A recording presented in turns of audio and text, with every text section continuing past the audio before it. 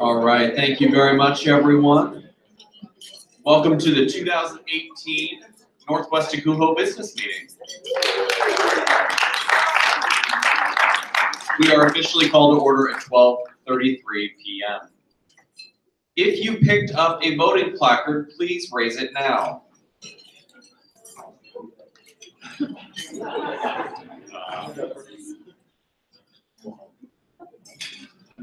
Thank you for your efficient process outside. You are all checked in and our roll call is complete. At this time, I'm going to turn the microphone over to Craig Whitten, our past president, who is going to give you some instructions for voting today. Hey, Craig. Hi, everybody. How's everyone doing today? That seems kind of tired, so I'm going to do that thing where, how's everybody doing today? We're at a business meeting. Show some enthusiasm. All right, that's better. That was actually really good. Thank you, everyone. So what we're going to do is we are going to change up how we vote this year. In the past, we've used Poll Everywhere. We are not going to be using Poll Everywhere this year. We have a different software that we're using, so I'm going to teach you all how to use it. So if you are a voting member, which means you are a member of NWACUHO, and you have your placard in your hand and you are casting votes for your institution, please take out your mobile device or borrow one from a friendly neighbor if you do not have one that is capable of serving the internet. All right. I'm assuming everyone has their mobile device. You will need a web browser open on your mobile device to a new tab. And in that tab, you are going to go to this link. For those who can't see it on the PowerPoint, it's tiny.cc/NW2018. I'll say that again for folks tuning in on the stream, tiny.cc/NW2018. And once you've logged into that, what you will see is a landing page that shows all the different elections that are open. Just going to show you folks that.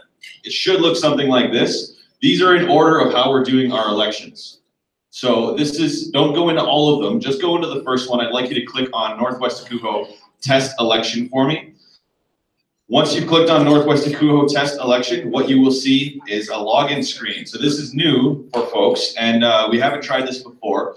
Your voter ID is on a piece of paper on your tables. For folks tuning in on the stream, it's the institution name, basically. That's what it comes down to. Some folks registered with their corporate membership with some unusual institutional names. So for instance, like I'm sorry to pick on the University of Calgary, but it's Resident Services, University of Calgary. That's your username that you need to use to log in. Again, it should be spelled, it's not case sensitive, but it should be spelled exactly as it is on the sheet. You're gonna need to enter this for every vote we do. And right now we have 8 votes through this system. So I would suggest once you get it typed, copy and paste it and hold it in your clipboard of your device. So it's easier to do the next time. I'll give everyone a few minutes to do that. Now, we take your digital security very seriously at Northwest NWACUHO, so we have an extremely strong password for all of your user accounts. Oh, I went too far. Thanks, Megan. Sorry. Northwest NWACUHO is the password, and it is not case sensitive. Once you do that, you should be able to vote in our test election.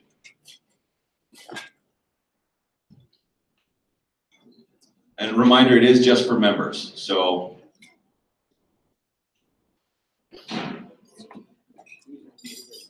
Once you are set up and you can cast your vote to our first question, which is, who is your favorite Avenger? There are many options for you to choose from.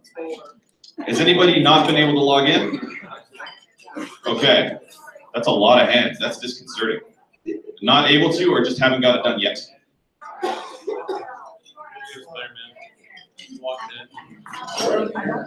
I'm sorry, I didn't hear the question. What's the concern? Trouble with the URL. Okay. The other option that you can do, oh, the internet is slow. Oh, well, I guess we'll just wait then. The internet will catch up. Just a reminder to take the load off the system. Only people with placards should be doing this. This isn't for everybody. Only people with placards are casting votes. So again, only the voting person, the individual who's voting for that institution with the placard, should be logging into the system. If everybody else could get out of the system, that would be fantastic. Now, quick show of hands, who has not been able to log in? How's it more? I was trying and then I realized I couldn't do it.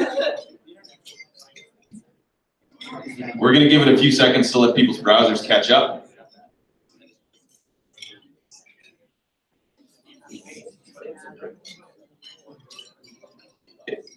Some folks might want to try a direct link. We're getting some feedback that it might be the tiny CC reroute. So the other option you can try is northwestnacuho.electionrunner.com. northwestnacuho.electionrunner.com. And it's going up on the screen right there. That one worked? Okay. Let's quick show of hands who has not been able to log in. That's way less hands. That's awesome. Oh no, there's more hands. They keep going up. Playing with my heartstrings, everyone. The provided voter ID and voter key do not exist. Okay, so University of Victoria is going to be login with tech space support, like tech support 2 words, 1. That's we're going to note that you are University of Victoria as tech support 1. Has anyone else been unable to log in with their institutional ID? I'm not seeing any more hands. What's your institution? Western Oregon, you weren't able to log in with your institutional ID? The internet is being slow. Thank you. That's volume I needed. I'm going to check one more time. Hands way up in the air so I can see them. Who has not been able to log in? Still some folks? Did the tech support 1 thing work for you, Vic? We're trying it on a different phone. Okay. There's like 30 of us. I would also like 1 hand per institution. Brian just pointed out that I was getting confused. You Vic's good? Okay. 1 hand per institution. Is anyone not able to log in? Still 2 institutions at the back? 3. It's going to be smart. Okay, Drew. Drew, you are tech support 2. Okay, so try and log in under tech support 2. Tech support 3 is taken over by Leslie Bird over in Alaska. And was it, Tina, was it your institution was having trouble too? You're good? Okay. Has everybody had a chance to pick their favorite Avenger?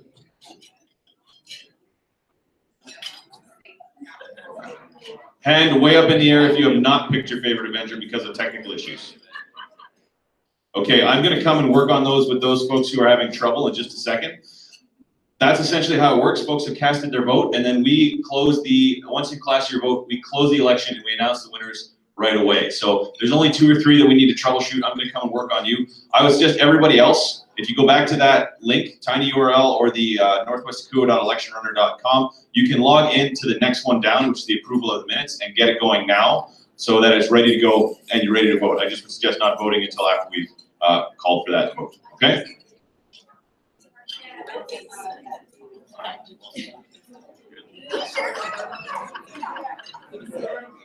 All right, thank you, everyone. At this time, we are moving into the business piece of our agenda. I'd like to introduce Josh Ganna, who is at the stage. Josh is raising his hand. He is serving as parliamentarian for our business meeting. The rest of us are the board of directors from NWACUHO.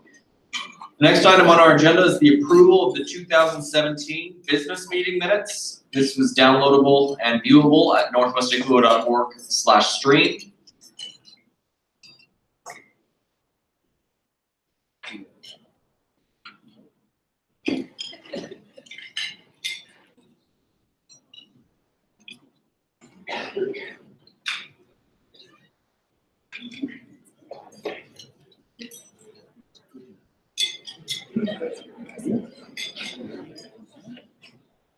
I would like to verbalize, with the help of my parliamentarian, that we have achieved quorum for this meeting, and we've confirmed that through our checking process.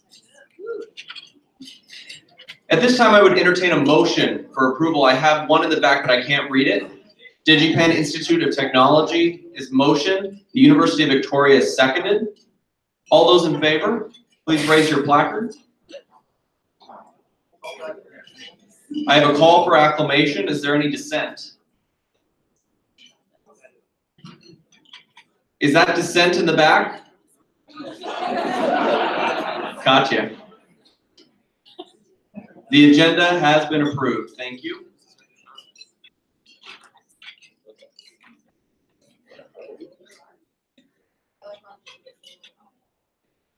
At this time, the board of directors will be covering their position reports. This is available in the business packet meeting at the business packet meeting agenda for 2018 in the same link. Board members will go down the line and introduce themselves as they are listed on the agenda here. If they so desire, they may report back to you that their report stands as submitted. That refers to the online copy available at northwestacuho.org/stream. I will begin. My name is Brian Carrick. I'm the president for NWACUHO, and my report stands as submitted. Hello, my name is Shelley Clark. I serve as the president-elect for NWACUHO, and my report stands as submitted. Craig Whitten, can you introduce yourself real quickly?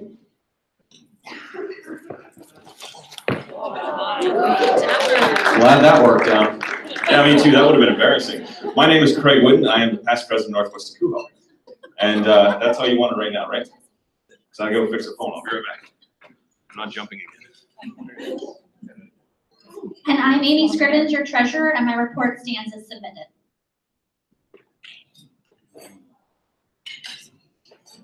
My name is Laura Lambeth. I'm the technology director. My report stands as submitted. Hi, I'm Kate Gannon-Conan. I'm your communications director. My report stands as submitted. It's been an honor to serve you all. The positions of communication director, the positions of corporate relations director, the Alaska Yukon representative, and the Alberta representative are being covered by other members of the board on an interim basis, and their reports will be included in their original positions report. Hi, my name is Ivan. I'm the BC representative. My report stands as submitted. My name is Sylvina Souza Rensford. I'm the Oregon representative, and my report stands as submitted. Hello, my name is Jane Saka. I'm the Washington State representative, and my report stands as submitted. Thank you very much. At this point, we are moving into new business for the association. At this time, I'm going to turn the microphone over to Amy Scrivens for an update on fiscal year 2018. Perfect. Thank you, Brian. So on the streaming website on the northwestacuho.org/stream, you can pull this up on your devices if you want a closer up version of the spreadsheet that we're going to be going over. But this is our budget that we're going to be looking at for our actual numbers of how we ended 2017, also how we ended 15 and 16, just so that you have them side by side as a comparison. Those are the same numbers, 15 and 16, that we also looked at last year. How we're projecting to end the 2018 year, which will end in June, and then our proposed budget for 2019, which is July 2020 2018 through June 2019. And so I'm going to go through a couple of the lines and talk a little bit about them and then see what questions you have. One thing that I will note is that this document in the past has been 1 page and it's 2 pages this year. And that's because we've combined our conference budget and our operating budget to be more transparent and in line with having just one budget and not potentially duplicating items or thinking we have money budgeted for something in the conference budget that's actually an operating. And so this allows for you all to be able to see more clearly specific line items we have for items that we purchase throughout the conference to support us for the conference. And so in looking at our first line item, our first section is our revenue that we bring in. So of course we have revenue from all our institutional memberships. So all of you with placards today for voting, thank you for paying for your institutional membership so that you can support our operating costs for the association. We also have our wonderful corporate members that have joined us at the conference and were here as exhibitors and supported us in other ways through sponsorships as well. We have revenue from interest, which is the money that we have in our savings account that we accrue a small amount of interest from every year. We also have our investment income. So you can see from 17 and 18, this amount was 0 because we used to have a CD that we closed in 2017 and we rolled into or created our new Northwest NWACUHO endowment that's part of the NWACUHO Foundation. And so our endowment will be a year old this spring, and then we can get our first disbursement, which we can expect to be about 3% or we'll get about 3% interest. We can take 5% of the disbursement of our endowment starting in January of 2019. And so that's why then I have that number of $1,000 projected for the fiscal year 2019 for our investment income. Our individual memberships, we tend to have about 1 or 2 every year. So you can see the number 40 represents our 1 individual membership, and then our total operating revenue. The number next is our conference revenue. So this is all of the money that we get from everyone that has registered to attend the conference, either as a partial registrant coming for the day, which we had a lot of this year, which was really great to see a lot of local folks coming in for either all day Tuesday or all day today. So thank you for being with us today. And all of our full registrants that have been here throughout the conference. This also includes all of the revenue that we raised from exhibitors. So all of the folks that had booths in the room next door yesterday and on Monday, that's the revenue from that as well. So overall, then you can see our total revenue amounts for 2018 projected to be about almost just shy of 94,000, so 93,976. You can see next year's proposed revenue for 2019 is a bit higher, 126,344, and that's because next year's conference will be in a location where we expect to have higher attendance because it's closer to several members that would likely be able to drive in. Next on the budget are our expenses. So the first line item was meetings and travel. This is representative of all of the board travel that we do. So for the board members, there are some of the expenses that are covered for our meetings, and some expenses are covered by our host institutions and some by people personally. For this line item, it's reflective of our October board meeting where we come to the site before the conference in February to do another walkthrough and make sure that everything's all set for when everyone comes in February. We also do a meeting in May that's in the location of where our conference will be in 2 years. And so that's already planning out where we're going to be in 2 years. And then the president and president-elect have an additional site visit following that meeting. This also represents some of the costs for some meeting space and meals while the board is here in February during the conference. The next line item is our attendance for NWACUHO president and president-elect. They attend and represent our region along with all the other regions sending their leadership as well. Next is the reception that we host at NWACUHO for our members. We also have our president that attends AIMHO. We have $1,500 that's earmarked for folks for any of our schools and members to apply for funds towards regional drive-ins to support at your own institutions. We spend about $250 every year on our legal fees so that we can renew our nonprofit status. The accountant tax filing, this was a newer line item we added last year. It's about $150, so it was $157 exactly this year, so that we could have a CPA actually review our taxes and make sure that we're doing everything correctly.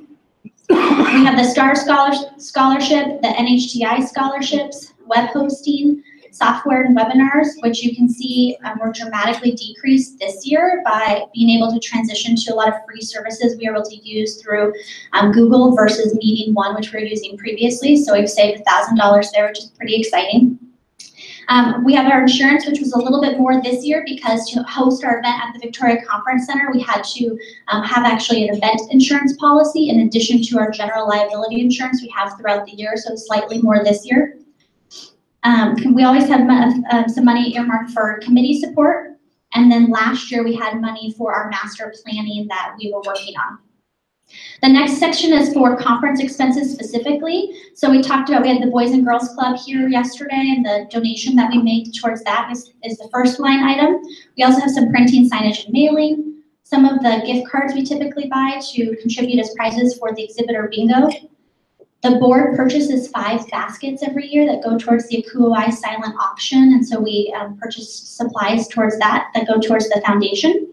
We have the Best of the Northwest Scholarship that'll be announced today that helps to pay for somebody to attend the NWACUHO conference and present their presentation there. And then we also have the Northwest NWACUHO Conference Scholarships, which include our 2 professional scholarships, our Venny Gore and our grad student scholarship every year. We buy some swag items to promote next year's conference, awards and plaques for all of our scholarship winners and folks that have great programs, our corporate sponsors. We have a small amount of money allocated for outgoing board reception and past president reception. Meeting space rental. This number you can see fluctuates every year. We have a different contract at different locations, and some things are higher some years and some things are lower in other years. And so while we paid more in meeting space this year in this location, in other years we might pay less, but we have a higher food and beverage minimum, for instance. In this case, it was a little bit more expensive to rent the space here, but it was the best space available so we can make sure we're following our 7-year timeline and having a conference in Victoria that was accessible to folks. We also have some supplies we purchased at the conference for our host committee. We have our wonderful Monday evening activities that we had this year with trivia. We also have the Tuesday event, so Northwest NWACUHO Social. In the past, we've sometimes had committee wear or have a dinner to recognize our host committee and all of the work that they do to volunteer to prepare for the conference. We, of course, have AV, which also fluctuates based on what the cost is at the different conference centers. We've also started tracking conference lodging that we pay for some of our special guests and folks that we pay for lodging at the conference, including the AIMHO rep, the NWACUHO rep, the NWACUHO Foundation rep, the PER director, and the 2 new professional scholarships. We have some funding that goes towards the Affinity Social. We have pipe and drape for the exhibitors and all of our booths, name tags and ribbons that you all are wearing, delegate giveaways, which is the pins and wine glasses, conference food and beverage for all of the meals throughout the conference. The hospitality room, which we didn't do this year as a cost-saving measure. Transaction fees are what we pay so that you all can pay for your membership dues and register for the conference online with a credit card. That's what we pay towards the banks and the individual credit cards as fees. And then Reg Online being the platform that we actually use as that payment gateway as well. And then conference deposits for next year. So you can see in 2017 that amount was a bit higher because we paid for deposits for 2018 and 2019 conference in the 2017 fiscal year. And so that really just varies based on the time of year of when we pay when we sign the contract for the upcoming year's conference and what deposits are due for that. And so overall, it gives you our total expenses and how we ended the year. So for last year, we ended the year with about $1,757 in revenue, which was excellent because we also had reduced the rate to a $350 rate in that year. This year, I'm excited to say that we're also making $1,000 because if you were here last year, I told you we were going to lose about $6,000. So we made a $7,000 contribution or savings, in other words. And then next year in Oregon, in Eugene, we're projecting to make about $17,970 there. This also includes, I want to make sure to note the contribution to our endowment. So last year we voted and created that endowment. So we moved $20,000 from Northwest NWACUHO to create that endowment. The rest of the balance of our endowment was made by contributions from our members at the conference and after the conference. The amount of endowment donations that were received were $25,940, and then the total underneath there, the 27,000, is the actual balance that we have now. And so we'll be able to start getting that 5% disbursement on that starting in this coming January. Well, that's everything that I have for you all.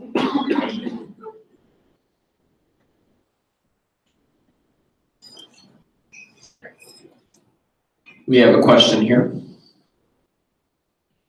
I noticed that there was a decrease in membership or corporate membership. Is there a reason behind that? Is there plans to increase the corporate memberships that we have as an organization? Yeah, that's a good question. It's a conversation that we've been having over the last few years of having less reliance on our corporate members, just because we can't always rely on their generosity to donate to the conference additional funds. And something that Craig has been taking lots of copious notes on to try to figure out what it is that our corporate members are looking for in their membership, so that we can give more than just a conference experience to them and have it be a year-round benefit to them.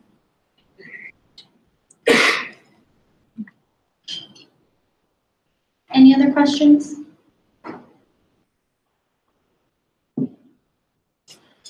Not seeing any at this time. I'm going to turn the mic back over to Amy, who is going to look at approval of the FY19 budget with you.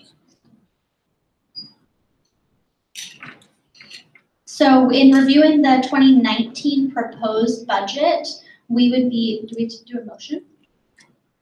We'd be looking for a motion for an advisory vote to approve the 2019 budget.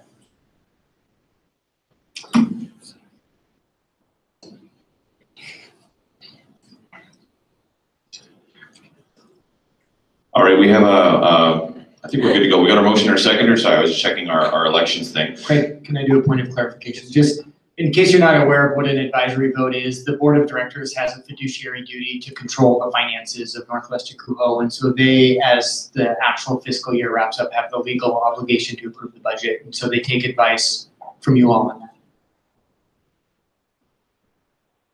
Thank you, Josh. So once again, one person per institution on your device who is voting. Please go to northwestacuho.electionrunner.com using the same information that you used last time to log in. And again, your voter ID is on the sheets in front of you unless I've given you an alternate.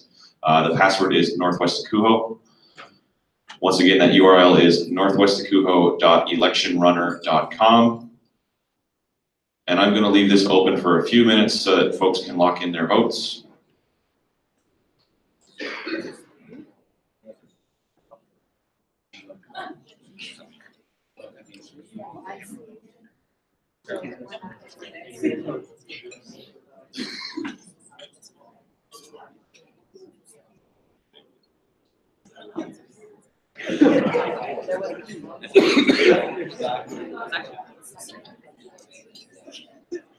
Give you a few more seconds just to lock in your votes. I'm hearing people chatting, which means most of them got it done, but I'll let our streaming audience do so as well.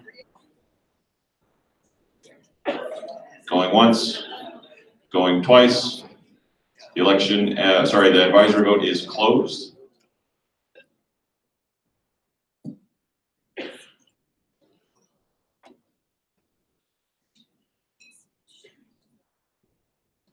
Advisory vote passes in favor. Thanks, everybody. That worked really well that time. Yeah. Also, Thor is your favorite Avenger.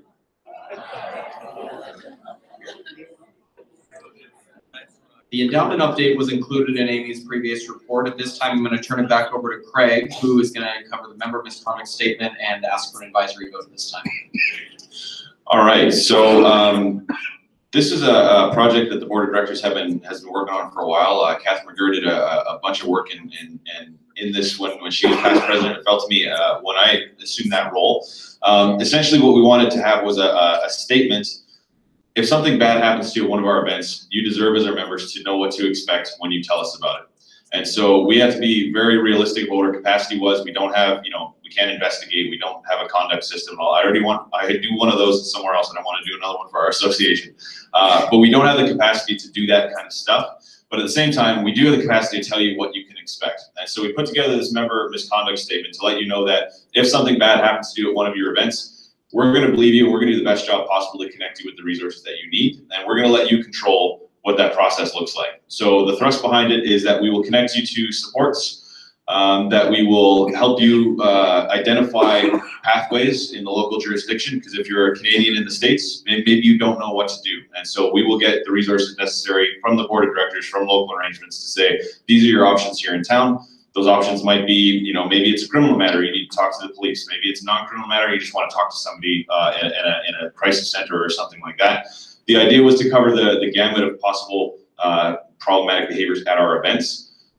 We will help you identify institutional resources. So if somebody does something that negatively impacts you and you want to pursue a process through their institution, we will identify for you what institution they're a member of and who to talk to, essentially. So again, the thrust behind it is you get to pick what happens. We're going to believe you and support you as best we can. And the purpose was really just so that you folks would know what to expect.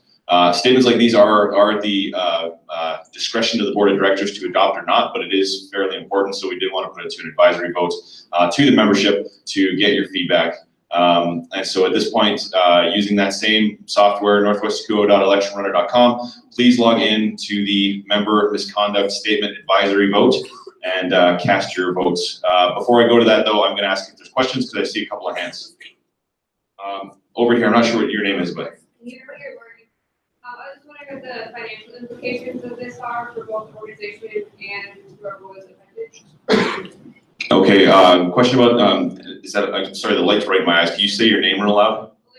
Olivia, oh, thank you, Olivia. And your institution? University of Oregon, thank you.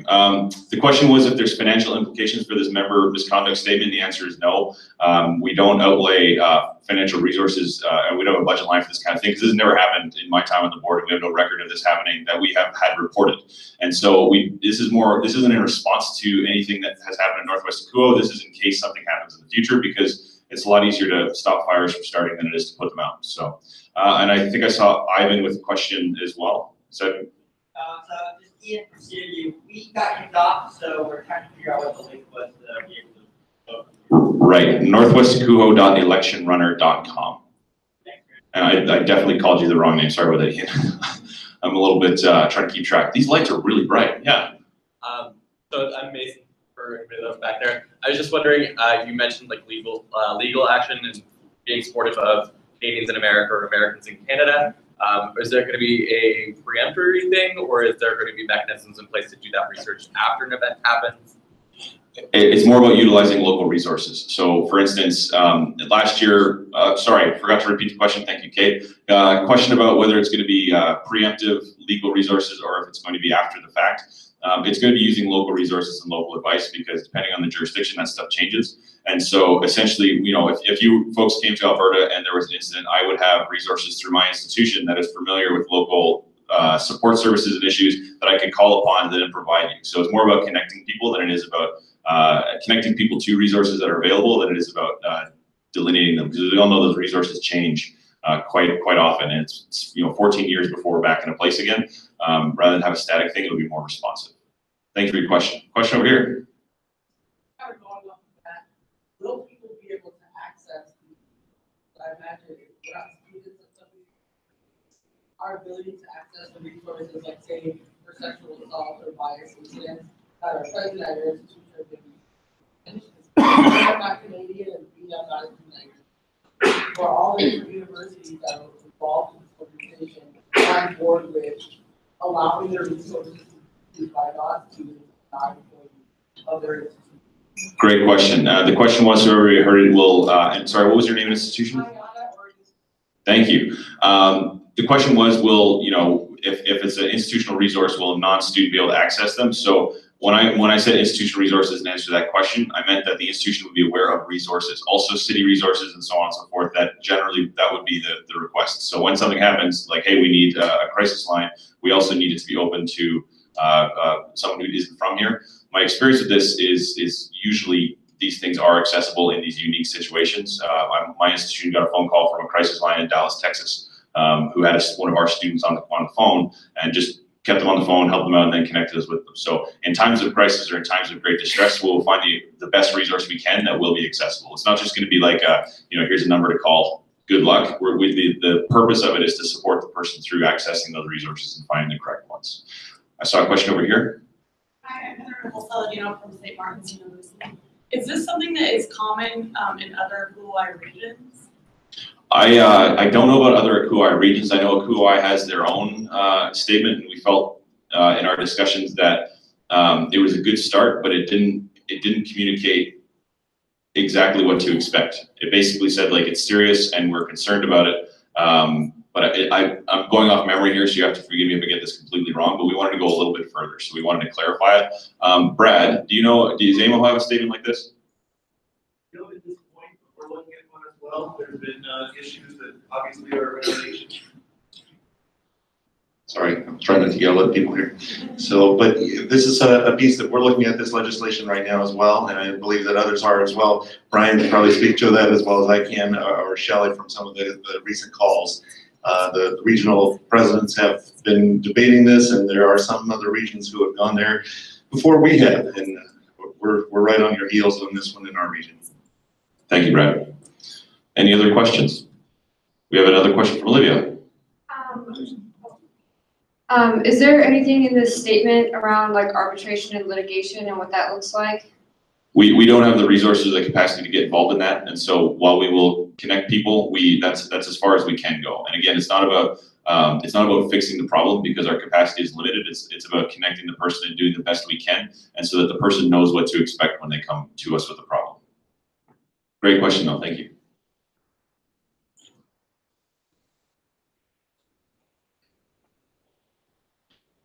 Last call for questions.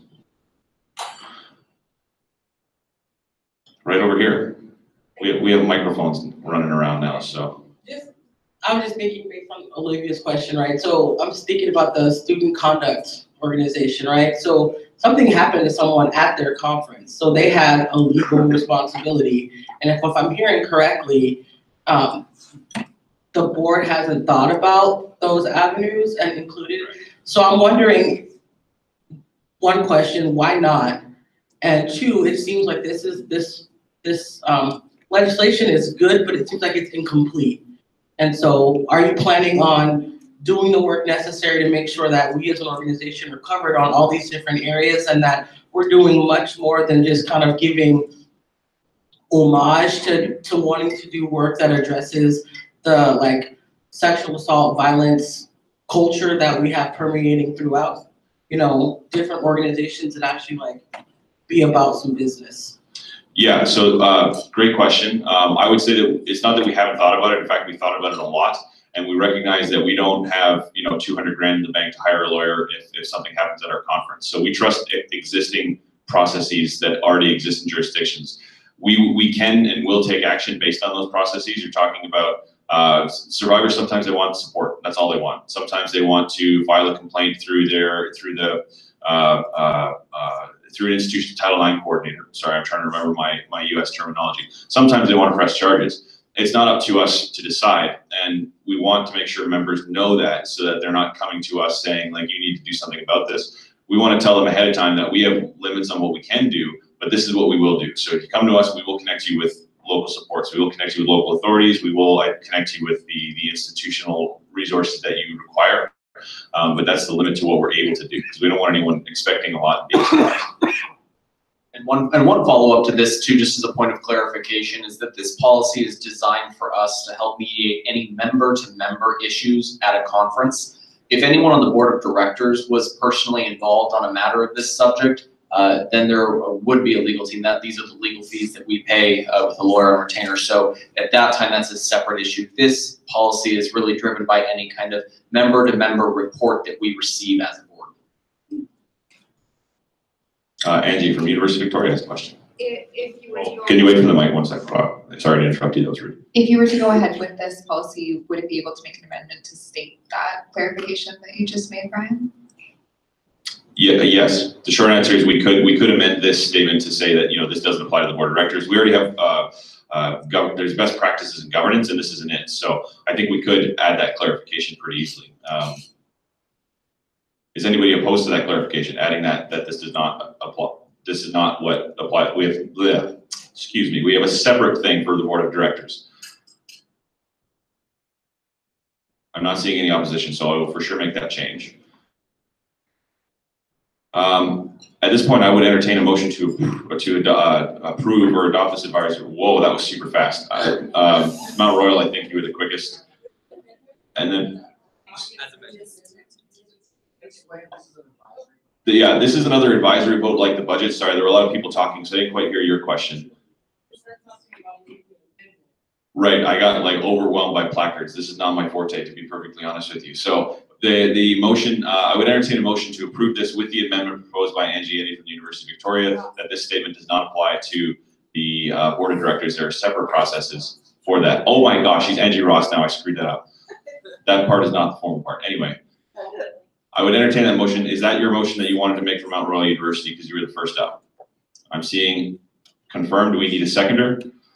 University of Victoria. At this point, please turn to your devices and go to the member misconduct advisory vote. The board will take your recommendations under advisement and make a decision.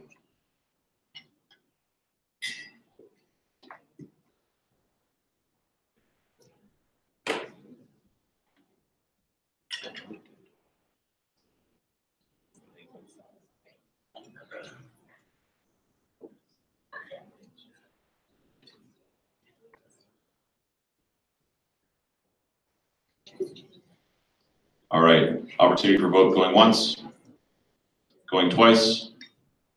We are closing that vote. Thank you, everybody. Stand by for the result.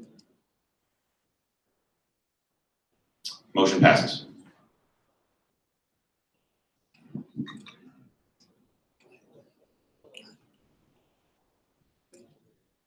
Great. At this time, we are moving into the elections portion of our business meeting agenda. Craig Whitten, as past president, will manage that process.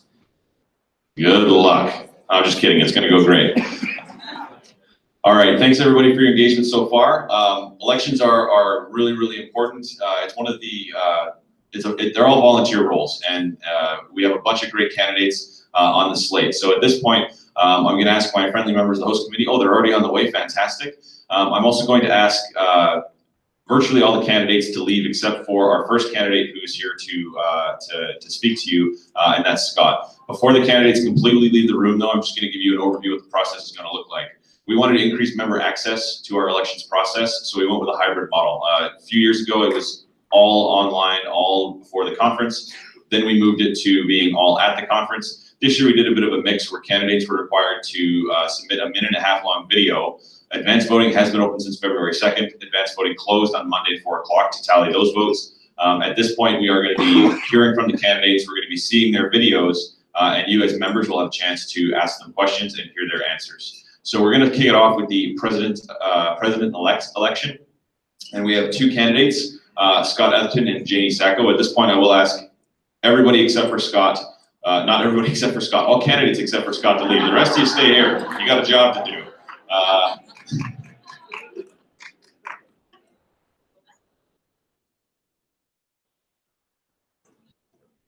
And the order, just in case people are curious, it's alphabetical by last name. At this point, I'll ask Ivan to start the Scott's video so we can hear what Scott has to say. Scott needs to stay for this part.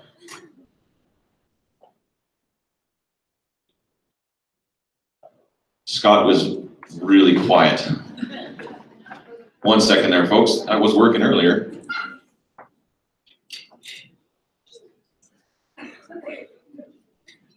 This is why we had Ed Sheeran earlier. We were testing this, and I swear it was working great.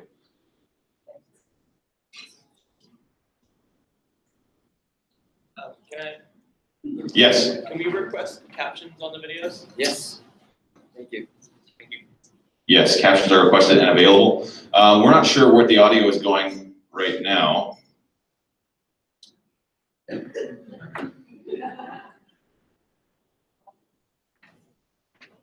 know, this would be a great time for the people who sit in these chairs to be here, wouldn't it?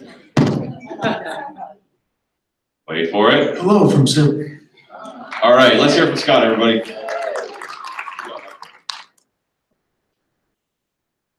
Unfortunately, we don't have a captions option. We are sorry that YouTube's thing didn't. Just kidding. Maybe. We don't have a captions option. I got your hopes up there. We will work on that accessibility feature for next year. We apologize. We are a bit limited by some of the technology we're using. Ivan, why don't you push play there? We'll go from Scott.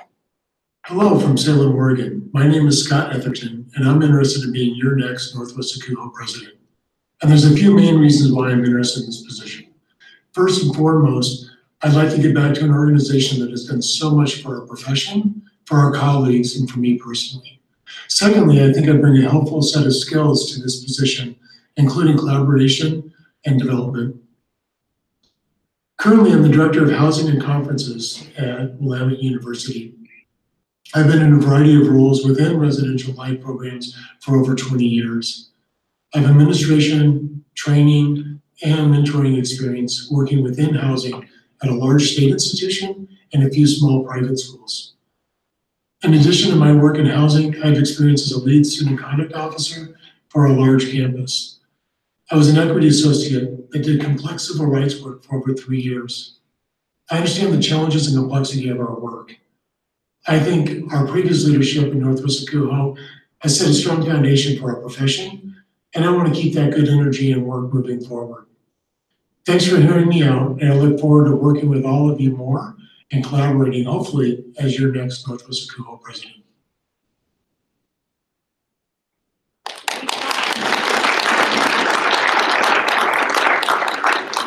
All right, Scott, coming up to the podium. Do we have a runner out there with the second microphone, or do we need to get a volunteer, which we do have? Thank you very much. At this point, we'll entertain questions from the membership for Scott. Yes, we are limited in the Q&A session to 5 minutes before we begin with the next one. So, You asking me to be succinct? yes. Okay. Question over here.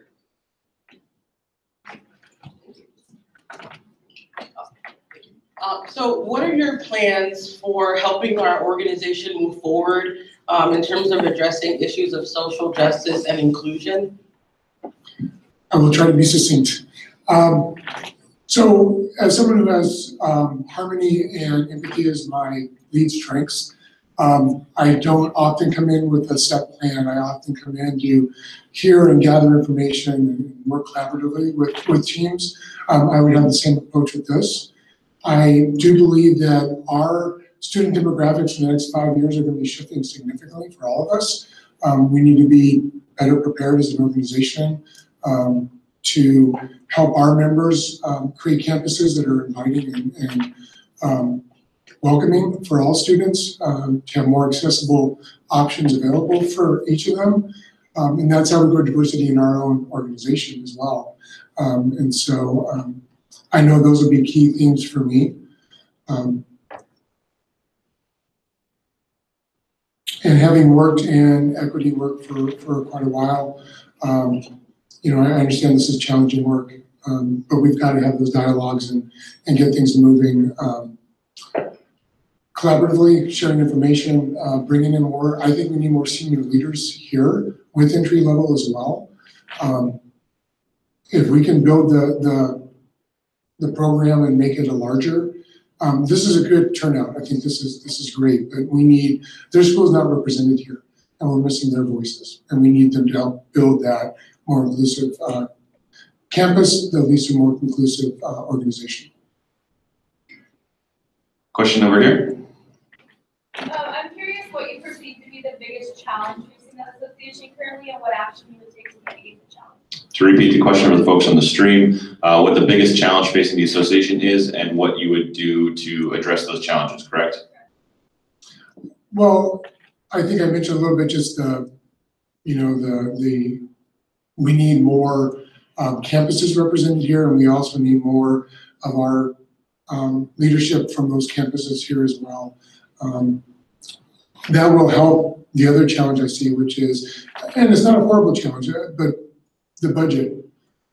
is something that if we're going to continue to maintain, we've got to build a good financial base, and having senior leadership here that helps with the foundation, helps with presenting, not just coming here and hanging out, but actually contributing pretty actively will help foster, I think, a stronger connection. I also think we need to be looking 5-10 years out. What are our campuses going to be looking like down the road, and how is that going to impact what we need to be talking about today? So later we'll have a chance to talk about gunboats, but 5 years from now, what's that really going to look like? I think it's going to be more about continuing student numbers and the competition we're all going to have with those numbers. So. Thank you for your question. Do we have any other questions? Questions? Oh, question in the back, was it?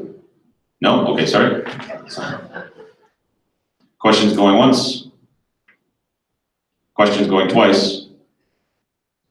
Questions going 3 times? Sold? I don't know what I followed up with. Thank you very much, Scott. I appreciate it. Can we please bring Janie Sacco in while we start playing Janie's video? Oh, Scott, you gotta go. Sorry, I forgot to mention that part.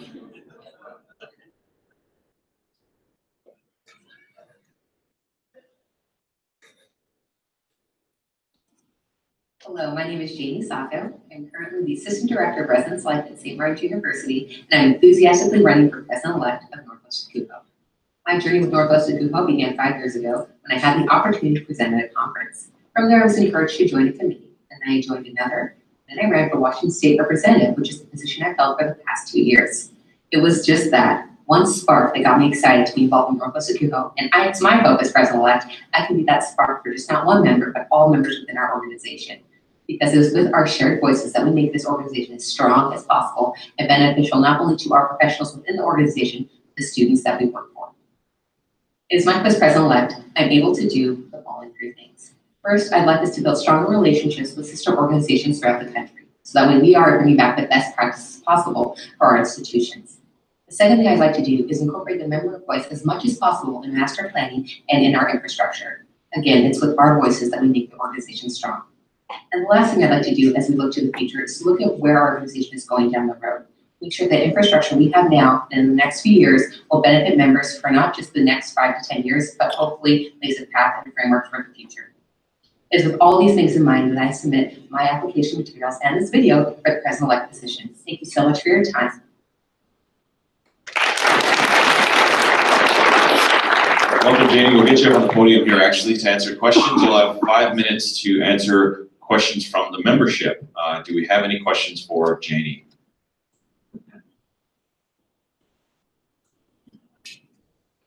Hello. Hello. So what are your plans for helping our organization grow in relation to social justice? Yes. Yeah, that's a great question. I think it begins at 3 levels. The first level is at the member level, making sure that we're providing resources that members needed. I like to say there's 3 different types of spaces that we engage in as professionals. One is the affinity space, so spaces where we can have shared experiences. The second is our education space, that's sessions and programs that we're offering to educate folks. And I think it's really important to make a distinction of what we're doing. Are we using people's experiences to educate, which can be quite taxing, or are we providing the education from folks who maybe are privileged identities or for underrepresented identities who are prepared to have that experience. So making sure we're using those education spaces appropriately. And the last is those action spaces. So how are we creating avenues for members to engage with this, to advocate for the change that we need? Do they feel like they can approach a board member and say, we need this, our organization needs this to be better and to be more inclusive and to move more social justice mindedly? And so those are the 3 spaces I think we can engage in as an organization. The other thing is at the board level. I want to make sure as President-elect, I create opportunities for the board to be involved and trained so that way we have the capacity to build on that. And the last thing I like to do is to reach out to our NWACUHO resources and our sister organizations to see what they're doing well. Social justice work is not new. It's something that's been around for quite some time. And so we don't need to reinvent the wheel always. We want to make sure we're translating practices over to our region that make sense and fit with our unique needs. But we don't need to make sure that we're always recreating things every time. So I think by engaging social justice at those 3 levels, we can bring comprehensive change to the organization and really work with that with our master plan to make sure it's an initiative that doesn't just stop with a check, but something that keeps going and we'll keep monitoring. Did that answer your question? Thank you. Thank you for your question. We have another question over here. We'll just get you to hang on for 2 seconds for the microphone. Hi, you mentioned member voice in your video, but I'm curious how you would foster a sense of belonging for all of our members to encourage that they are sharing their voices on a larger platform. Sure, there's a couple things I'd like to do. The first is to really talk about like what the member experience is and how we do it in different timeframes. So I like to tell people that even reading your emails and knowing what the organization is doing is a great way to be involved as a member, and that is meaningful. If we have a membership that is voting accurately and knows what's going on with the association, that's valuable. So how do we as the board communicate that that itself is a value? Because I think it's easy to get overwhelmed in our profession and feel like as members we're not contributing enough if we're not the head of 20 committees and not working on a variety of initiatives. So first is to make sure people know that that's the first platform. The second to make sure is that the platforms are clear. We have 4 committees that function within our region, and we want to make sure those committees are full and accessible to members. We want to make sure those committees are going out, and that might be changing how we communicate. So are members getting regular updates on committee involvements? Are we creating those natural points for involvement throughout the year? And do people know about the different opportunities for task force if they can't commit to a year-long committee? So I really like to use president-elect, especially since one of my roles would be programming task force, as well as local arrangements for 2020, would be to reach out to members and make sure that they know about those resources and give them multiple opportunities to engage with that, as well as frame out what that looks like. I think there's also some great work that we can do with member engagement, that committee itself, to make sure that we're, again, communicating those opportunities to the region, as well as our communications teams do that also. Did that answer your question? Thank you. Thank you for your question. Any more questions from the membership? Questions going once? Questions going twice? Questions? Oh, is there a question in the back?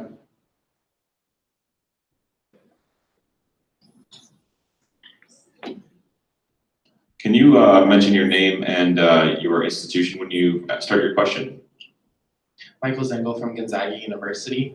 What do you see as the largest challenge facing our association, and what are your plans to address that challenge? That's a really great question. I think the largest challenge is a bit twofold. First is our financial stability. When you look at the long term of our organization, we're actually quite financially stable. We've been able to keep a lot of reserves and work towards better investments for our institutional dollars. However, with things like wanting to look at board structure to make sure that our board members are fully funded potentially in the long run, so that way people from all regions don't have that barrier to participate and we can get a diverse perspective. To do that, we need money to do that. So we're going to look at our finances and really put our money where our mouth is. Like, how do we as an organization value what that looks like? And so we're going to have tough conversations. And that financial conversation is not us as a board making a decision, but lots of opportunities for members to view webinars, to have opportunities at conferences to review what's going on, to have virtual town halls, and make sure people are informed of what those financial decisions could be, so that way we're hearing that voice. And when we don't hear that voice, so maybe from small institutions where we're not hearing that, reaching out, shoulder tapping people and asking them, what do you think about this? How will this impact your institution and what can we do? And so I think as a leader, one of the things you really need to do is be able to lead through change. I know that change is messy and change is not always going to be pleasant. Finances are hard and difficult to talk about, but we need to do it. And we need to do it now, so that way in 20 years, our organization is still strong. Did I answer your question? Thank you. Thank you for your question. Any other questions from the membership? Questions going once? Questions going twice? Questions going 3 times? Questions are closed. Thank you very much, Janie. Thank you. And now, Janie, you gotta go. I'm not the most polite, but I'm consistent. So we'll let Janie exit, and then we're going to tally the results here, and we'll report back shortly.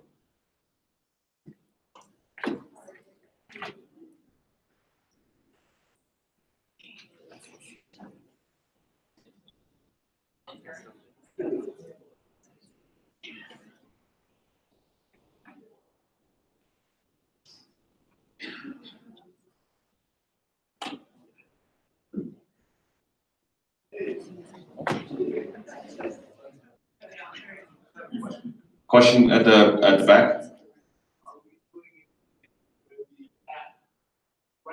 I'm sorry, yes, you're supposed to vote right now. We had a point of clarification.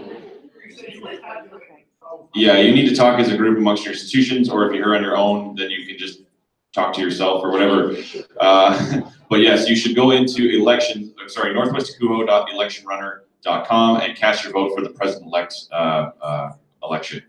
Sorry, I thought that was implied. I apologize for that, everybody.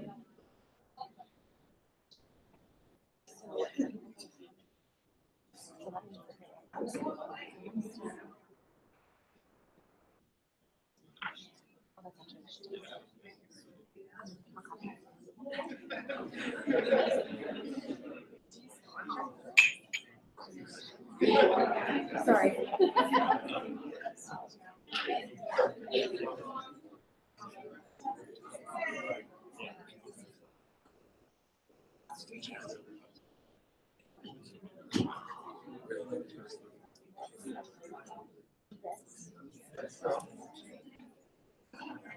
Just to confirm, if folks could raise their hands if they're having any technical difficulties, placards, raise your placard if you're having technical difficulties with the voting.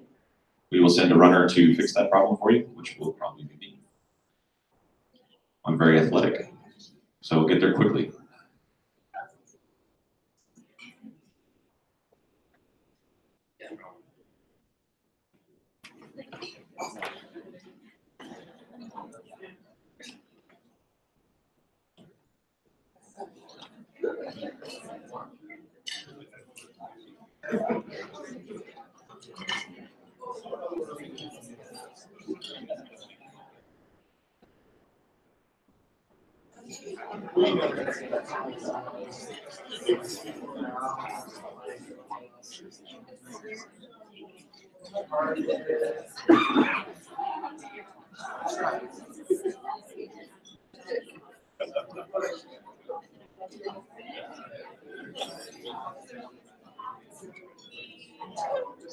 All right, we're seeing the votes locked in here. This is your 30-second warning. Does anybody need more time? Please raise a placard.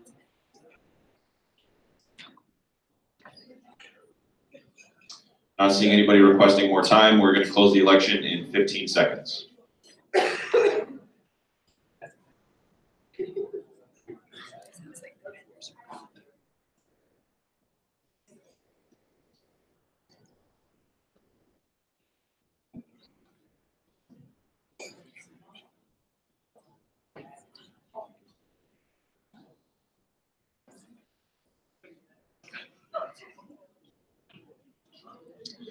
The election is now closed.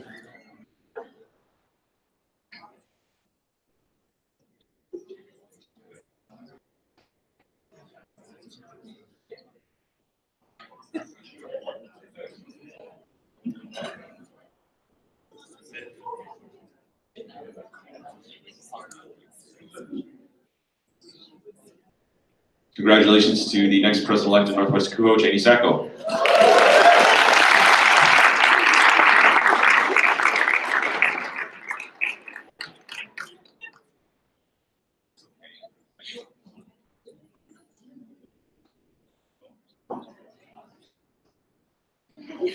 All right, ladies and gentlemen, we're going to move on to the next election that we have on our docket here, which is for, let me just check our agenda here, Communications Director. Thank you.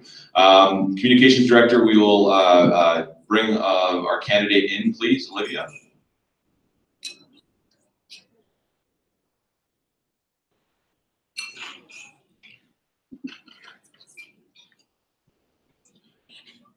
All right, as Olivia is making her way to the podium up here, we will play her video for you.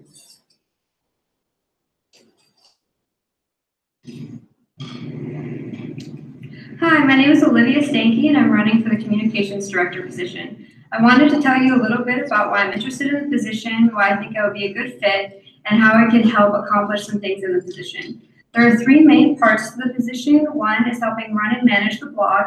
I've been published in 3 different regions, including this one. I love writing and I love helping others improve their writing skills and get published. So as manager of the blog, I would really enjoy helping expand that readership as well as publishing more articles from a wider variety of professionals. Secondly is helping foster new membership and make connections with current members. As an introvert, I really enjoy making one-on-one connections with people, and so I think that that would be an asset in terms of helping foster new membership and connect with current membership as a new person in the position. And lastly is taking minutes at the regional board meetings. As someone who's a type A organized individual whose top strengths include futuristic strategic, and input, so like a sponge of information. I already take notes in everything that I do, so that is something that comes very naturally to me and is very fun for me to do. So I feel like I have the background information and experiences that would make me very good at this position, plus I'm really excited about it. Thank you very much.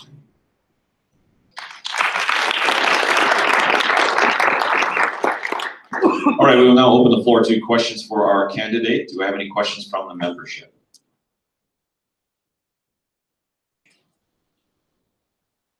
Hi, I'm Lindsay Sullivan from the University of Washington. How do you see leveraging social media and engaging the membership in it? Yeah, as someone who really likes using social media and connecting with students a lot who know so much about what the new trends are with social media, I'm looking forward to, if I get elected, researching a lot of those things and how we can use that to better transparency and communication for the organization. As updates come out about the conference and different board meeting minutes and things like that, I think there's a lot of potential to capitalize on that a little bit more with some of the current ones of like Facebook and Twitter, but also expanding into some of the ones that students use now, since they don't tend to use Facebook as much as they used to. Does that answer your question? Thank you for your question. Any other questions from the membership?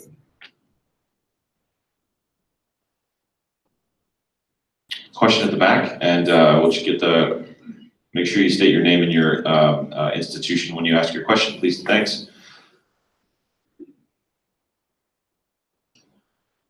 I am Dan Briesbach from the University of British Columbia. I'm wondering what some steps you'll take in order to improve the readership in your portfolio. Do you mean readership by like the blog or other parts of the position? Yeah, readership as in like the blog. Yeah, so one thing I've noticed is that there's only a few articles that come out every month, and so one thing I'm planning to do is to make those one-on-one conversations and work with people who are nervous about writing or maybe new to writing and helping them find a topic that they're passionate about and write about. I'm also interested in looking at writers who like normally don't have a platform for their voice and helping professionals have that platform with the blog. I'd like to have writers publish more often, more on a like super regular bi-weekly basis versus as needed. I've been informed that sometimes this position fills in a lot of the content, and while I'm interested in writing as well, I also would like more than just my voice written in that area, and also would like to reach out to some of the students at the organizations that are involved in leadership. Like the panel we had earlier, I think it'd be really interesting to have some of the student voice in the blog as well as a resource to inform our practice. Thank you for the question. Other questions from the membership? Looks like we have one over here. Hi, my name is Alexa Forster. I'm from the University of Washington, Seattle. I'm curious what your thoughts are in terms of action around improving the flow of communication, particularly to members that aren't tapped into the listserv or folks that are just not familiar with the website or other communication platforms that you manage in this role. Yeah, so one of my big values is transparency and communication, and I also have a teaching background. One of the components that comes out of teaching is that once you start to feel like a broken record is when people are finally starting to listen and absorb that information. And so my plan would be to put information on every platform available to me, from social media to the website. I know that we use YouTube as well, and some of those emails and opportunities to expand even more into what that looks like, especially across 2 different countries and what that looks like for data and media roles. And so my thought would be to put any updates on everything so that it's easier for whatever people prefer to look at for updates is going to be on that platform. Thank you for your question. Any other questions from the members?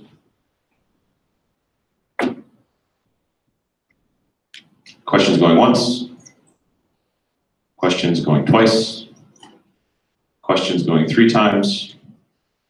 Questions are closed. Thank you very much, Olivia.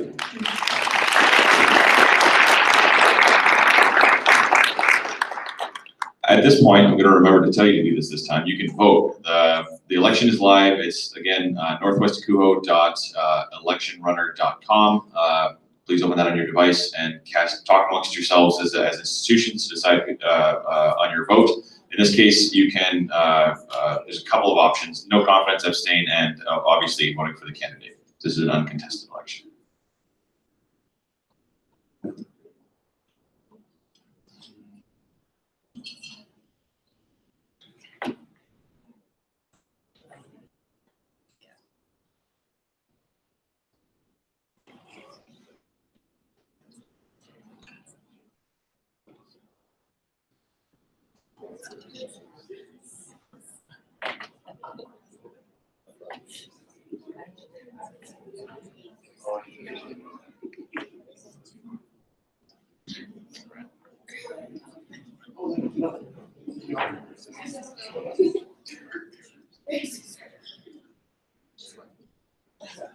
Fair number of votes locked in. I just want to ask the membership, if anyone is having technical difficulties, please wave your placard.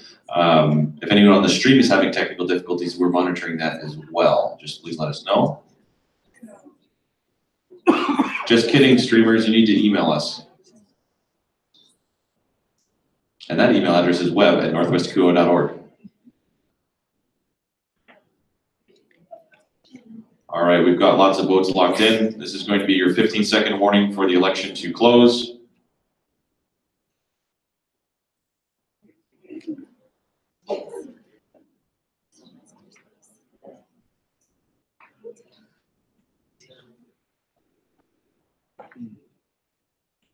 And we are closing this election.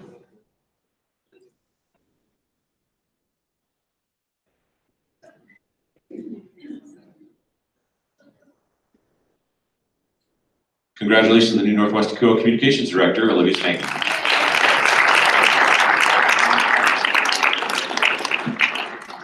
So, point of clarification, when the elections are done, the candidates who have participated are allowed back in. It's just the candidates who aren't. So Janie, Scott, and Olivia are welcome to rejoin the audience. At this point, we're going to move on to the Corporate Relations Director position, starting with Robert Ignatchik. So if you could come in, that would be great.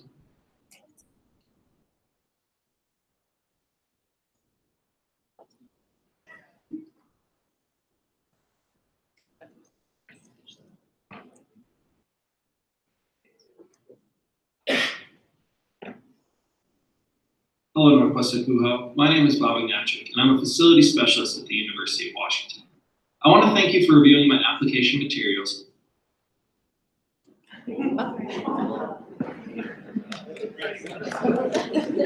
As I ask for your vote for the Corporate Relations Director position within the Northwest NWACUHO Board. In my current role at the University of Washington, I'm not only tasked with supervising the custodial staff, but also managing a number of vendor and outside service provider contracts within our department. My role has taught me a number of key skills in building effective partnerships, while also helping me develop approaches in seeking new entities that best enhance the lives of the students at our institution. If fortunate enough to earn your vote for this position, I intend to bring my skills in collaboration and effective team building to the Corporate Relations Director position and actively seek the best partnerships with our incredible corporate sponsors. I sincerely believe that some of the best development opportunities can be found within the intimacy of a regional conference. Having been a member of Northwest NWACUHO since moving to the region 4 years ago, I vow to work tirelessly to forward our association's relationship with corporate sponsors and find ways to enhance the mutually beneficial partnerships by best activating such groups at conferences and back home.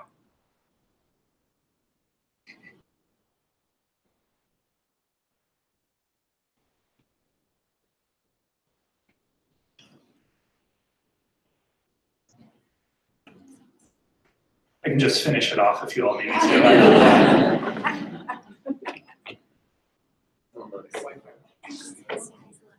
So thank you all for reviewing my candidate materials over the past few weeks and for considering me for Corporate Relations Director. All right, thanks, Rob. A little bit of a grumbling with the Wi-Fi, so we'll preload the next video. In the meantime, we will open the floor to questions from the candidates. This is from the membership for the candidate. This is a contested election. Each candidate will have 5 minutes to speak. And in case anyone is checking, we are only timing the candidate's speaking time. We're not timing the time for questions. That's not to say that you can filibuster this thing, because we have a place to be, but that's the nature of the 5 minutes timing, in case anyone's wondering. So at this point, any questions from the membership?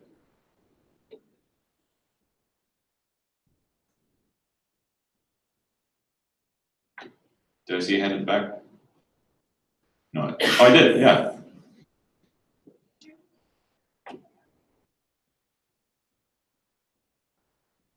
Drew, Kate says use your placard next time. Sorry about that, Kate. Hi, Drew Satter, Gonzaga University. My question is, what do you think the best way to re-engage the corporate members are? And I guess what's the plan for doing so?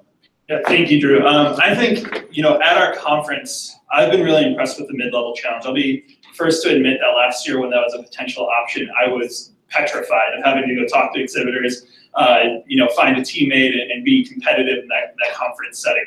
This year, having the opportunity to do it though, and really learning how to have those conversations and really figure out what all of our corporate sponsors and exhibitors are bringing. I think that's a great way to continue to build a really meaningful, mutual beneficial relationship here at the conference. I think for the folks that maybe we've not engaged as well as we could at the conference, or for folks that are still out there as potential corporate sponsors, I think what we need to do is continue to find ways and avenues to highlight the work that our corporate sponsors are doing with our institutions. So one hope that I would have is definitely to connect with Craig about all the work that's gone into figuring out what do the corporate sponsors want. I know that there is a lot of kind of background work that's happened so far, as you mentioned today during the board meeting. So really taking that feedback and not starting from zero, but learning from what the sponsors want and what the institutions want. But also trying to find ways on our website to highlight any key projects that our institutions have worked directly with our corporate sponsors on. So reaching out to you all as institutions and saying, these are our vendors that we've used, these are our exhibitors, how have you utilized them, how have you used them on their campus, and would you be willing to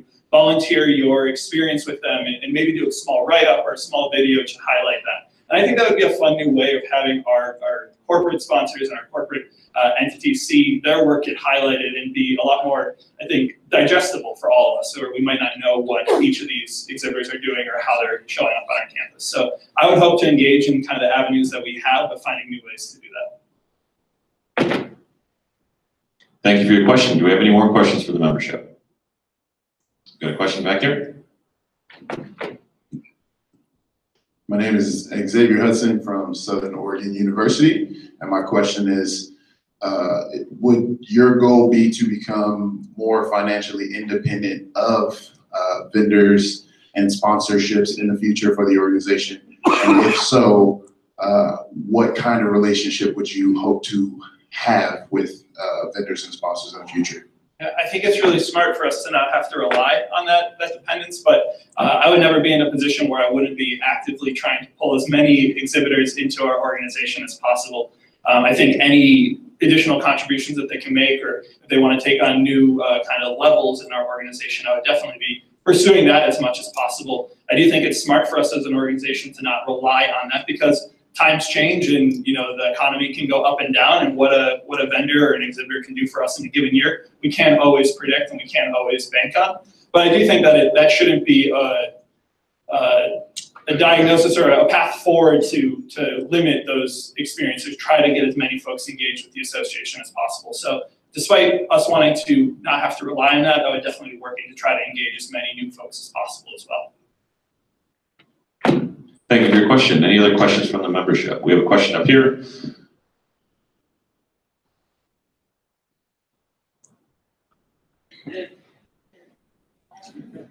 Hi, Ainsley Wilson-Graydon from Oregon State University. I'm wondering how you would work with a vendor who provided a good product and wanted to sponsor NWACUHO, but whose values did not align with our organizations. Yeah, I think that's a great question.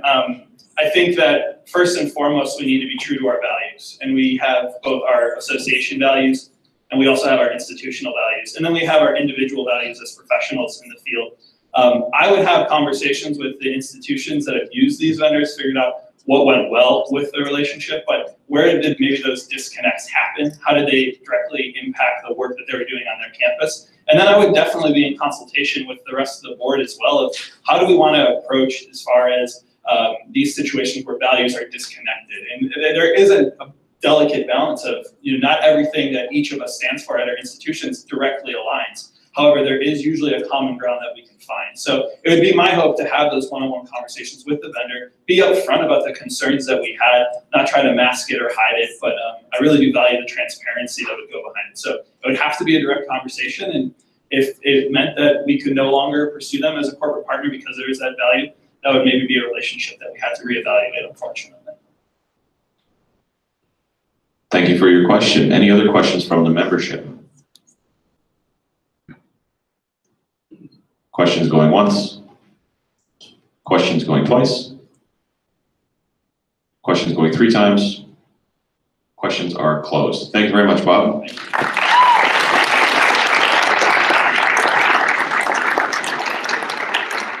So Bob's going to head back outside, and we'll invite our next candidate, Noah Hurley, in. And as Noah's making his way to the stage, we will start his video. Hi, I'm Noah Hurley. I'm the Assistant Director for Operations and Conferences at Southern Oregon University, located in beautiful Ashland, Oregon. I have almost 20 years of experience in housing a resident's life, and I've been a proud member of Northwest NWACUHO since 1998. Today I run for Corporate Relations Director, and I'm very excited about it. Let me tell you why.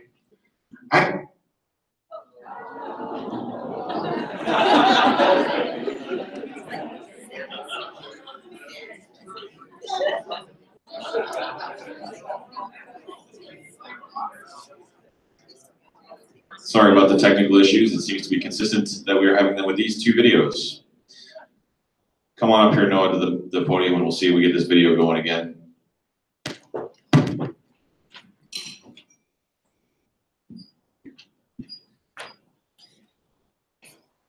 Bob. All right, we'll get started in just a minute. While we're going to the video, I'll explain the Q&A rules. We'll wait for this to show up again. Again, this is mostly for you, Noah, so it's kind of awkward that I'm talking to you over the microphone because I said the exact same thing to everybody else in this room 5 minutes ago. You'll get 5 minutes to answer questions. We are only timing the time that you are speaking. We are not timing the time that people are asking questions. We have a runner. We just ask that folks wait for the mic before they ask their question and also state their name and institution. All right. Do we wait for this?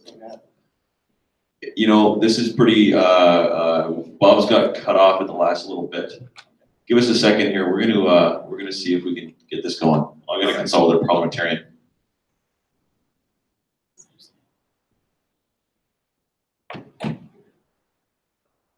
My wife filmed me and didn't tell me my tie was on crooked. We're gonna try a different computer and get that going real quick.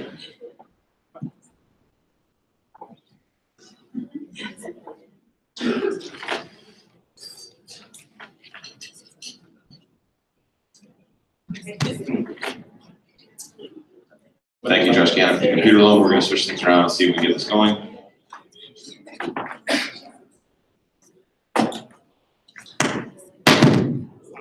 Hot mic.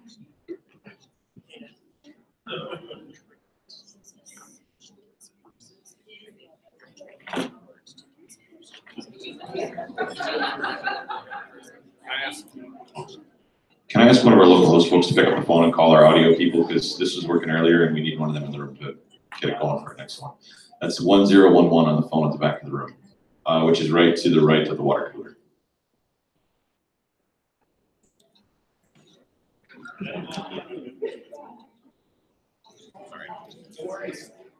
And to be fair, yeah, it had the same thing happen a long time ago. Are you comfortable giving us a minute and a half? Can you redo your video on the microphone? So happy.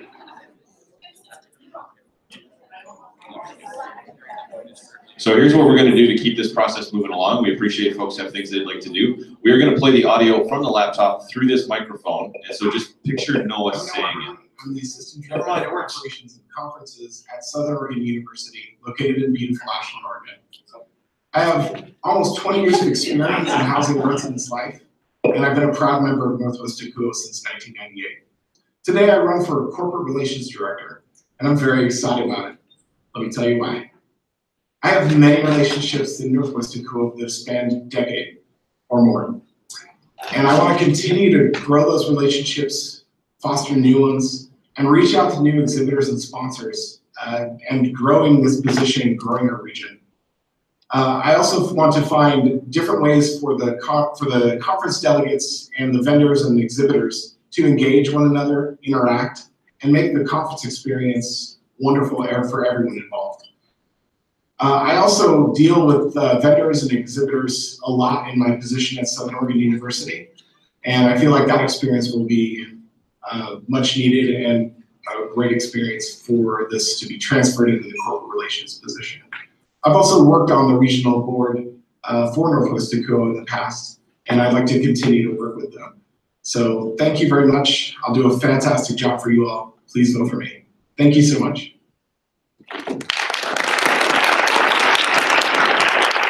I look much thinner on Ivan's computer. So now we will move to questions and of the candidate. Does anyone have any questions for our candidate? Please raise your hand so we can send around over the mic.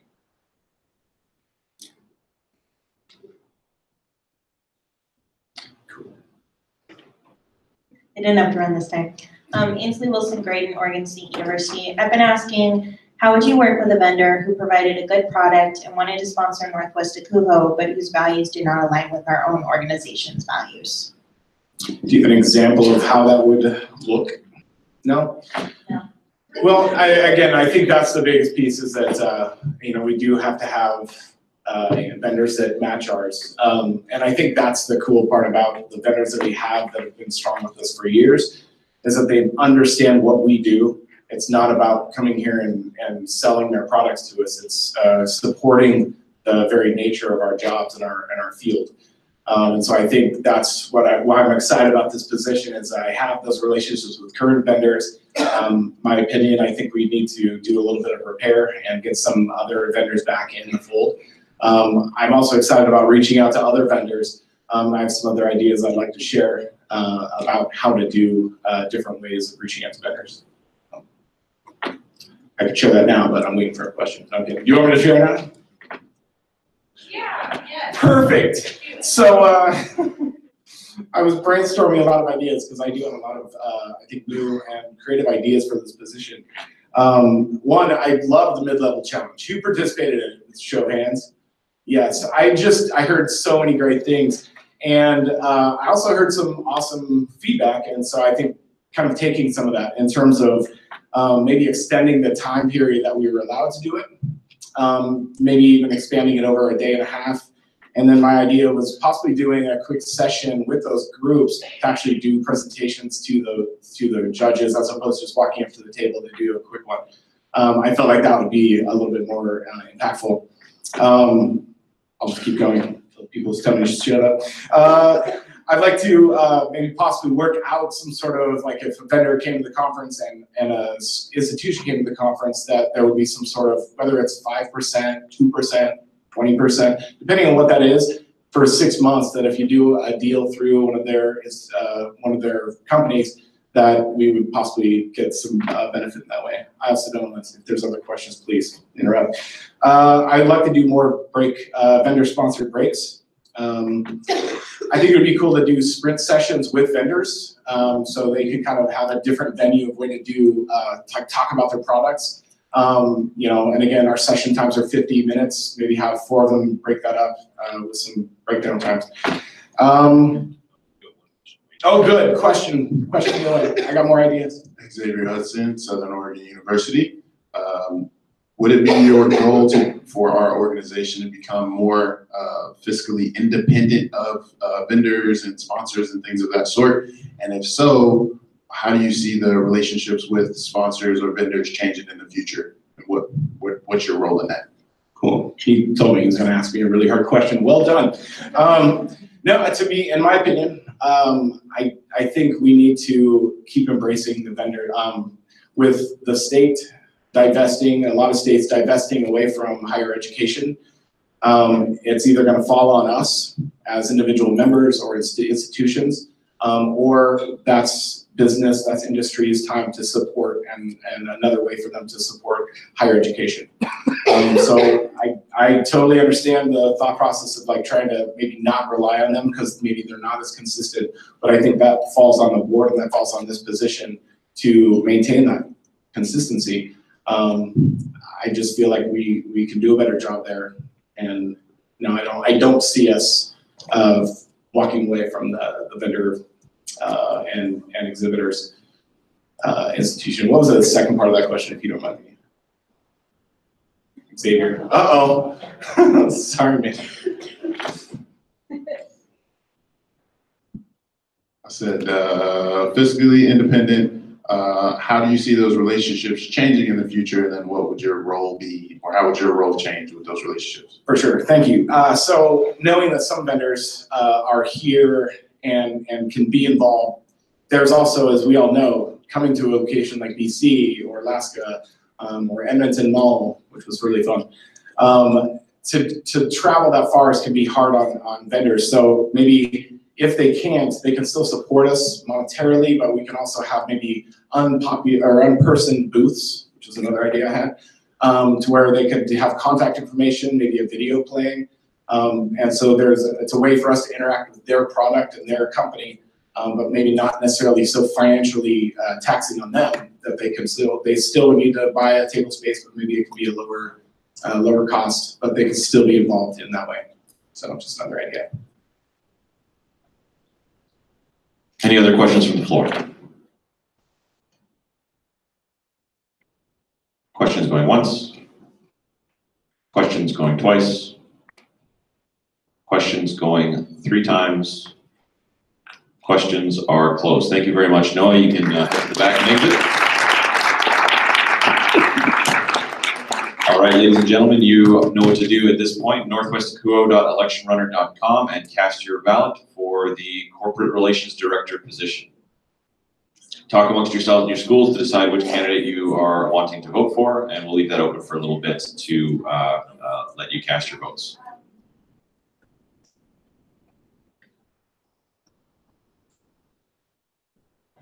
My name is Jessica.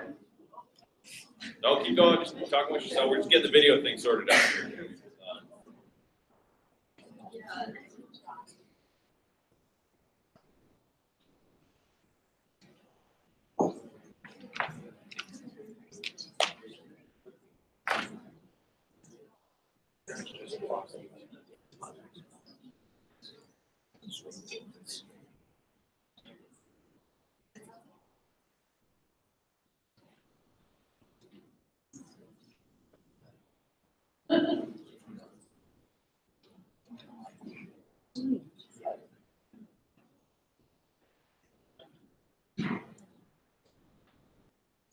At this point, I'm going to ask my usual question. Is anyone having any technical difficulties that we can assist with? If you are, please wave your placard nice and high.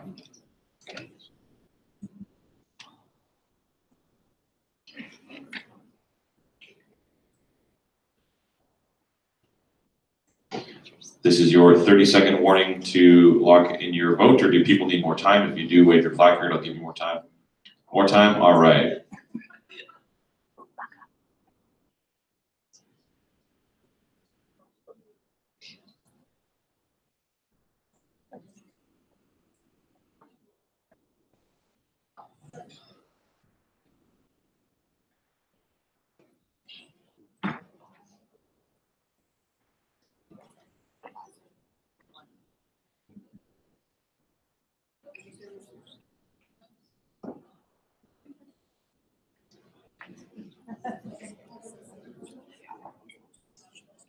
All right, just checking in one more time. Do people require more time to cast their vote? Please wave your placard. Okay. Then this will be your 30-second warning to lock in your vote.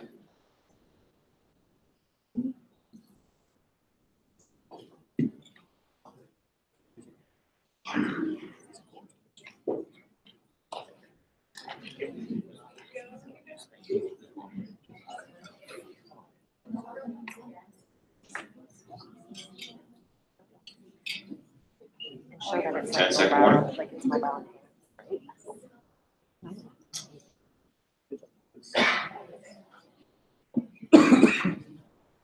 All right, we are closing that election now, and we will take a few moments to tally the votes.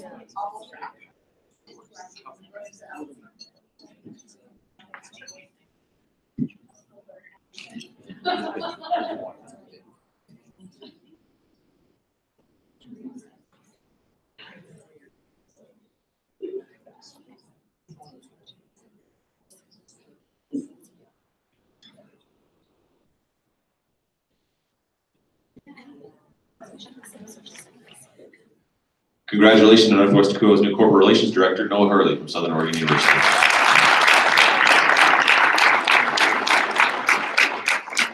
Local hosts, please invite those candidates back in when they are ready.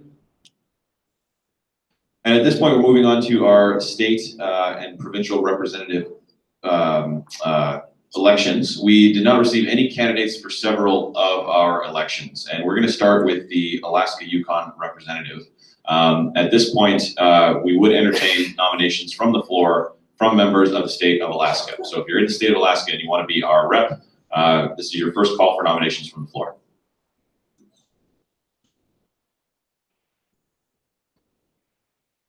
And if anyone streaming wants to nominate, you can email web@northwestacuho.org.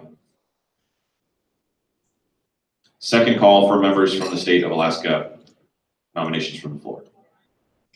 Or Yukon, absolutely, represent both. Third and final call from members of the state of Alaska or the Yukon to represent Alaska Yukon with the Northwest NWACUHO board.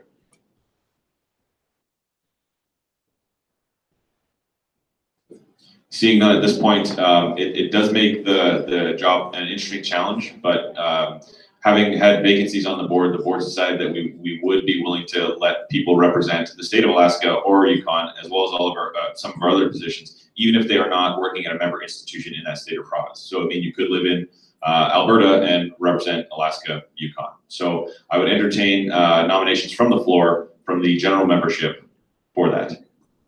First call.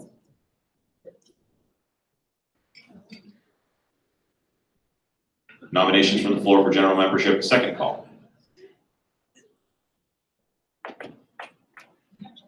Nominations from the floor for general membership, third and final call. Do we have any through web?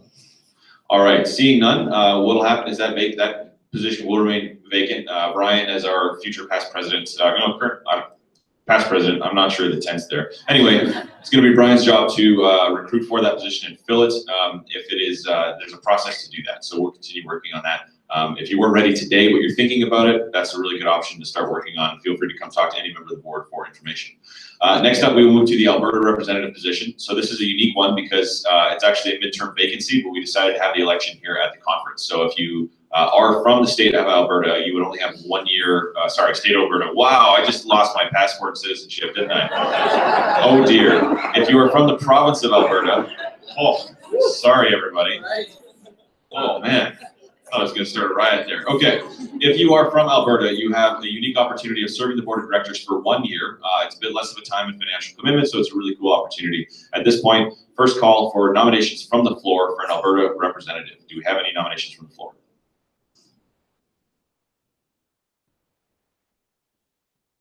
Second call for nominations from the floor. See your arm twitching over there, Tim. I'm just kidding. Third call for nominations from the floor. All right, seeing none, we'll open up to the general membership if anyone would like to represent the beautiful province of Alberta. Nominations for first call. Second call.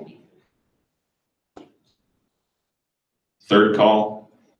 Can I ask you a question? Yes, you can. Question from Olivia Stanky. What's up? What about people that ran and lost? Yeah, you can absolutely run for one of these positions if you. So the question was, if you already ran an election and you were not the chosen candidate, can you rerun in one of these positions? Absolutely, you can. My question was, a bunch of them are probably still sitting in the other room and are not in the room right now necessarily. No, they were invited back in after that went, and I think one of them sitting right behind you actually. Never mind. Okay.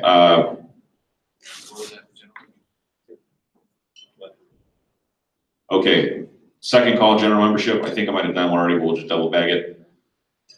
Third call, nomination for the floor.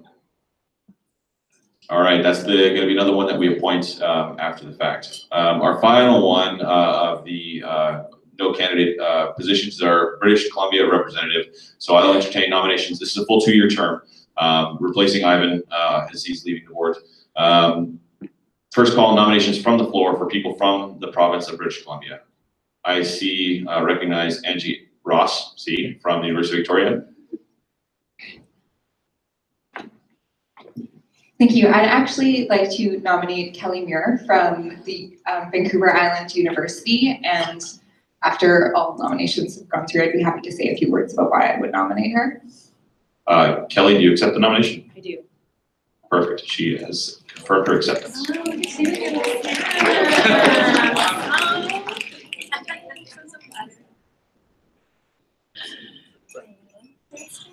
Are there, so second call for nominations from the floor to give people an opportunity from the province of British Columbia. Self-nominations are okay, yes, I just heard that out of my ear. Third and final call for nominations from the floor. Seeing none, we will now move to an election. We won't do the endorsement, Angie, just for the sake of, oh, I see people waving their hands back there. Can I interrupt that? Yes. I think it's great that you want to be representative for BC, and I recognize that we have spots and spaces.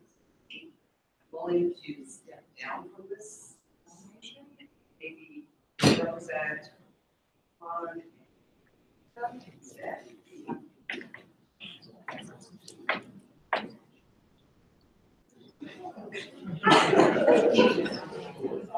Great, so we got a point of clarification. I believe, and I want to make sure that I've captured this correctly so that we run this as transparently as possible. We received a nomination from the floor for Kelly. We had a second interested party who is willing to represent other regions and it doesn't necessarily feel they need to represent British Columbia, which is fantastic. I really love the commitment. So what we will do is we'll defer that decision to Brian's follow-up process. And so we'll stick with the nominations from the floor right now. If your desire is to run for one of the vacant positions afterwards, talk to Brian for the interim appointment process. That seems fair. Okay. Perfect. So Immediately after. As a point of clarification, the process for backfilling vacant positions can be a board appointment. When I'm contested, you can see me immediately after the meeting if that is the direction you'd like to go. Thanks, Brian. At this point, what I'd like to do is give Kelly a chance to address the members of British Columbia. We are going to do a paper ballot for for clarification. For the state or provincial rep, only people from that state or province can vote for that candidate. So what we will likely do is yeah, just confirming there are no additional nominations for the BC rep is clarifying in case anybody's confused. So when you walked in and got your placard, you would also be given a piece of paper. It's very technological. It costs a lot of money, so don't drop it. It's fragile. So what we'd like you to do, if you are from BC, we're going to get you to write your vote on that and bring it to the front. We're going to have a receptacle for you to place that in. While folks are doing that, we will move on to our final election, which is the Washington State election. I am conscious of time, so I'd like to give Kelly 2 minutes to address members of the British Columbia group to tell her, to tell us why she wants to be representative. Come on, Kelly, come on to the podium. Okay, thanks. And just before Kelly gets started on those paper ballots, we want you to write your institutional name as well as your vote. Your options will be to either vote for Kelly, an abstention, or no confidence. So those are your three options in case you're filling it in while she's talking to you. Good afternoon, everybody, and I'd like to specifically say hello to our BC delegation and hope that you will join in the acceptance of me as your representative. I am really, really excited to have the opportunity to be nominated by another person from a different institution because that demonstrates to me that there's a commitment and understanding that I might be valued in this role. I am a relationship builder by nature. That is one of the things that I'm most passionate about. And I think in British Columbia right now, we have a lot of institutions that are engaged, but there are more that could be engaged in NWACUHO and what it has to bring to our profession. I've been a member of Northwest for 7 years, and over the course of my professional experience, I've taken so many things back, and it's my turn now to give. So I do hope that you will vote for me, and I look forward to engaging with you in the future. Thank you.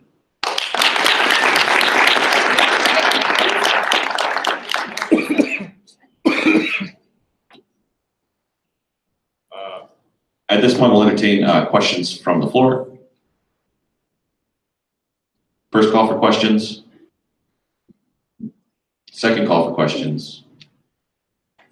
Final call for questions. Thank you very much, Kelly, for your interest. We'll start that voting process. We're going to get the next one started in just a couple of seconds. We just want a point of clarification.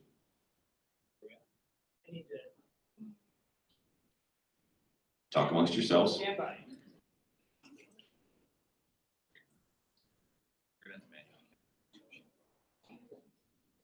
Actually, Kelly, just for consistency's sake, you want to go? Fine, Craig. It's not the first or the last. I know. Eric?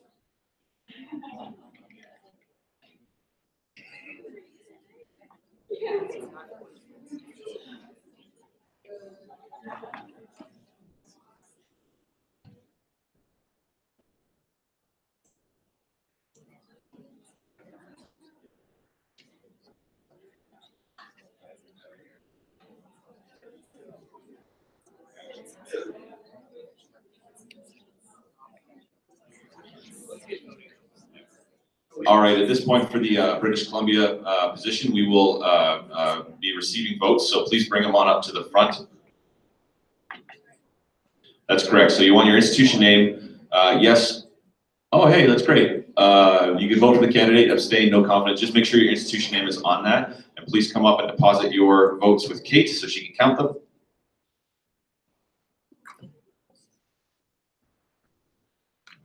Democracy in action, everybody. And based on our numbers, if this was a municipal election, our turnout would be record breaking.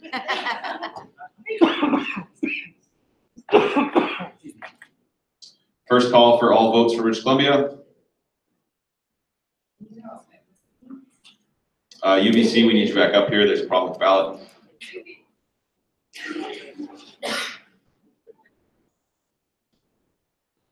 Ivan's coming, you corrected it. In the meantime, second call, votes from BC.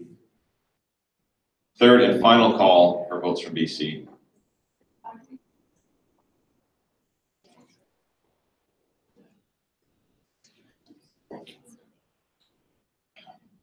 All right, we're going to tally up these votes and we'll announce the result in a minute. In the meantime, we'll move on to the Washington election. Ivan is getting steps in today. He's going to pull up our first candidate, so we'll invite our first candidate for the Washington State Representative. Let me just make sure I get it in the right order.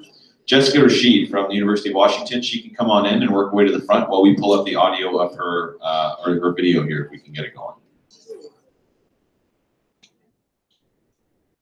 My name is Jessica Rashid, and I'm an Area Director for Residential Life at the University of Washington, Seattle. I would like to declare my candidacy for the Washington State Representative for NWACUHO. In this role, I hope to leverage strong communication in order to best represent and serve the diverse institutions of Washington State. Skills that I would bring to the position include organization, clarity of communication and expectations, and preparation, always thinking a step ahead. Relationship building will also be a critical part of this role. I would work proactively to build relationships with all institutions in Washington in order to best support the needs and interests of the state. I would also work to carry on the wonderful work of my predecessors, Janie Seiko and Michelle Primley-Benton, maintaining the high standard of communication regarding upcoming events and opportunities for members they've established. As the Washington State Representative, I also hope to give back to this association, which has served me well in my years as a professional in the Northwest. Looking to the annual conference in 2020, which is slated to be held in Western Washington, I plan to offer my full support in engaging the membership, working to assist with local arrangements, and liaising with the association in order to best facilitate the planning and implementation of the 2020 annual conference. I thank you for your consideration, and I look forward to serving Washington State in Northwest CUHO.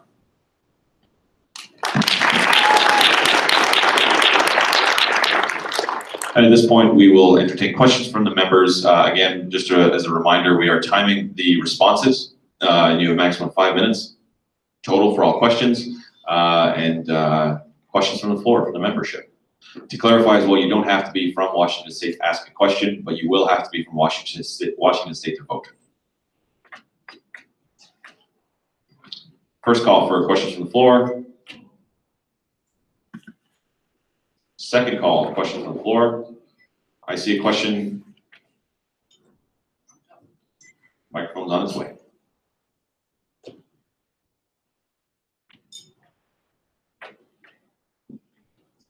The state of Washington is very different between the western and eastern side in terms of institutions, culture. What are some ways you might be able to bring the two different parts of the state's institutions in the state together? Yeah, good questions. I think it'll be really critical in this role to continue the work of outreach to the membership and respecting and understanding the variety and diversity of institutions that are within our state, because there are a lot of schools and different kinds of institutions have different needs, whether it's the east side or the west side or north or south even.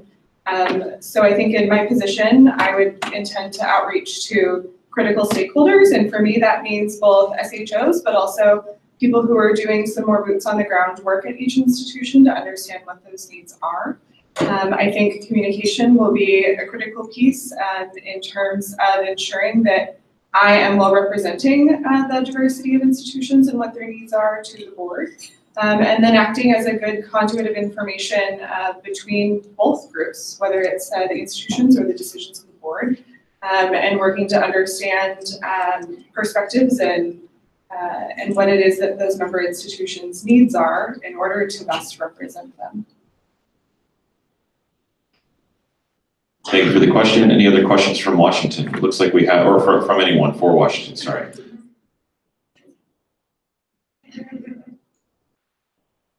Hi, I'm Heather Nicole Saladino from St. Martin's University. So think 2 years ahead, and if you're elected, what is the big passion project you had? What is the legacy that you want to leave behind as the Washington State rep? Yeah, thank you. I am really excited to do some data collection. I am a big data nerd, if you will. My past life, I was an accountant. So I would hope to do some additional data collection about the membership in Washington. And an idea I have and a legacy I'd like to leave would be to be able to reach out to the membership by years of experience or functional area, rather than only broadcast emails or communication that are more broad. So being able to really hone in on the different kinds of things that different members within the state are interested in. So for example, sending out information to SHOs that's most salient to them, that may or may not be relevant to the rest of the folks at their institution, or being able to target entry-level professionals with opportunities that are most salient for them, and being able to sort of divide up the membership that way, so that communication could be, extra targeted, if you will. Thank you for the question. Any other questions from the floor? Going once, going twice, 3 times. Questions are closed. Let's give a big round of applause. Thank you very much. You can exit out the back. And at this point, we will begin the next video. If we could invite our final candidate in, Brock Sieb. Hello, my name is Brock Sieb, and I am running for the Washington representative of Northwest CUHO. I began my involvement with Northwest CUHO 5 years ago when I attended the regional conference in Edmonton. I quickly developed a passion for this organization and for the opportunities to connect with so many fantastic professionals. Over the following years, I have co-hosted a drive-in conference, been part of the Spokane Conference Committee, and chaired the Communications Committee. It is from these and many other experiences with Northwest CUHO that I hope to be a resource and voice for my fellow Washington professionals. My committee experience has influenced half of my plan for my time in this position. As one of the state and provincial representatives, I would be a liaison between a committee and the board. I want to be a continued voice for our committees by examining the current committee purposes in conjunction with the strategic plan to create long-term charges to provide direction for our committees. The other half of my plan is to continue the outreach to our current Washington member schools. I will strive to connect with representatives from each of our current Washington schools by the end of my first 6 months in this position. I want to learn why they are involved with Northwest NWACUHO, the areas their employees want to develop in more, and the successes and challenges they are facing. These details will allow me to be a stronger voice to our board, our committees, and all of our members. I also want to use these learned experiences to encourage new school membership with Northwest NWACUHO. I would be greatly honored to represent Washington on behalf of all of you. Thank you.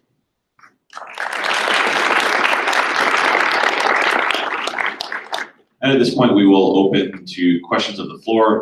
Quick reminder, 5 minutes, you're being timed on your answers, not the questions that are being asked. It looks like we have our first question right here. Hi, Alexa Forster from the University of Washington, Seattle. I'm curious about the role that consistency plays with the state and provincial reps in terms of ensuring that we have equitable experiences among the general members and ensuring their flow of communication is consistent across the states and provinces. Okay, I would say, is that like in terms of the reps having a more frequent turnover than some other board member positions, or I'm not trying to understand where you're coming from. I think just what the role of consistency among the reps in particular on the board play, like what level of communication you need to have, and then how do you ensure that everyone's experience is equitable, as opposed to a certain state or province having access to quicker information and things like that. Sure. So I think with that, it's really important that we focus on each of the reps. We need to be working together on all of these things. So understanding what are those like sub tasks that are each of us are charged with. So if that's working with committees, how are we sharing the same information to each of them? How are we making sure that each of our state or province area is being voiced back to the board? And I know that there have been some conversations about just different processes that have happened over the last year. Some of the reps have been trying out different areas and figuring out which has worked best. And so starting that conversation right now from before we even leave at this conference of what is the way that we can keep that communication going so that way we can disseminate information equally.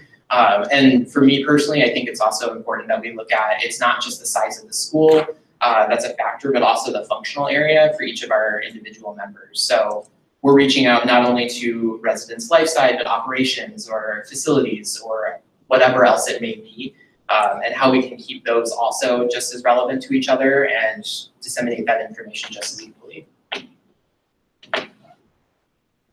Thank you for your question. Any other questions from the floor? We have a question, it makes sense to walk this way. So we have Heather Nicole and then Eric. Hi, I'm Heather Nicole from St. Martin's University. So think about you get elected and 2 years down the road, what is going to be your legacy? What's a passion project that you have for this role? For this role, I think one thing that the board has talked about during the town hall is looking at what makes sense for the structure of the board going forward. So does it make sense to continue having the state and provincial reps in the current capacity?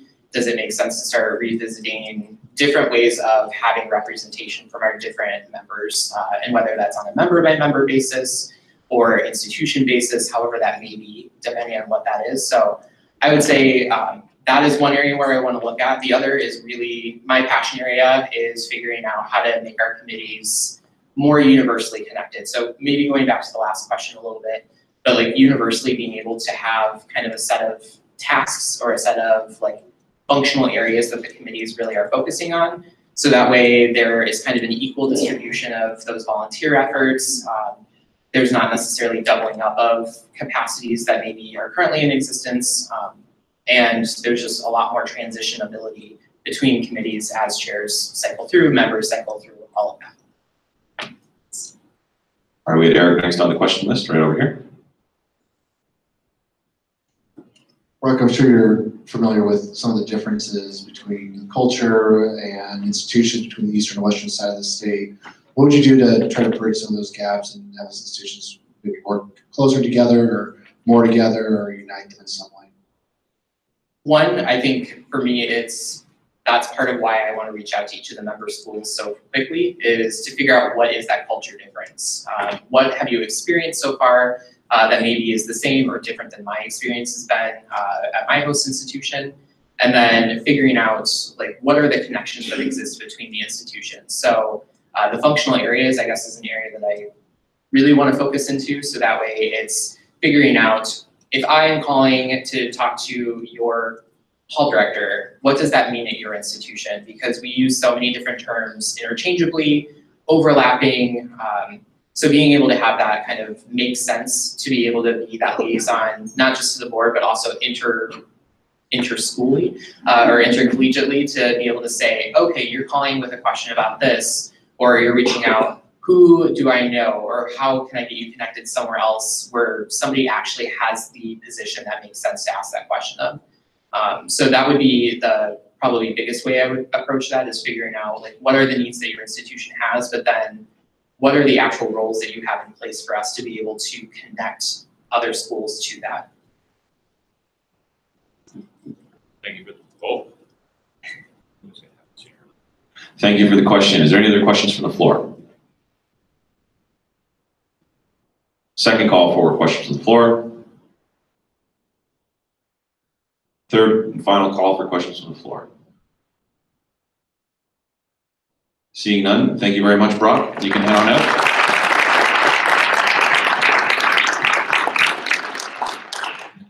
Now at this point, we're going to move into the vote for the Washington State representative. Once again, only members, institutions from Washington can cast their ballot. That is open through the platform, the web platform, northwestacuho.electionrunner.com. Talk amongst yourselves at your schools and cast your ballot now, please.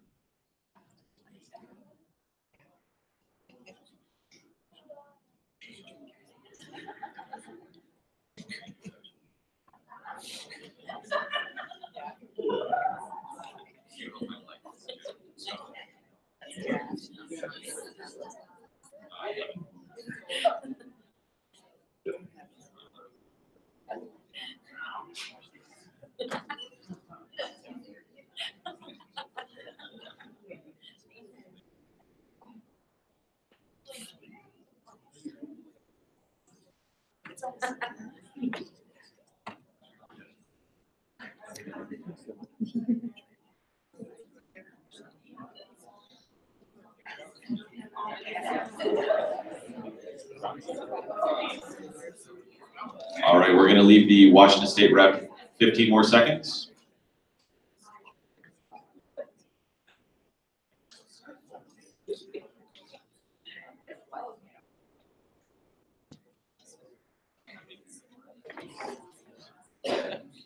Again, just a reminder that we only want Washington institutions to vote. If you are not a Washington institution and you are voting, your vote will not be counted.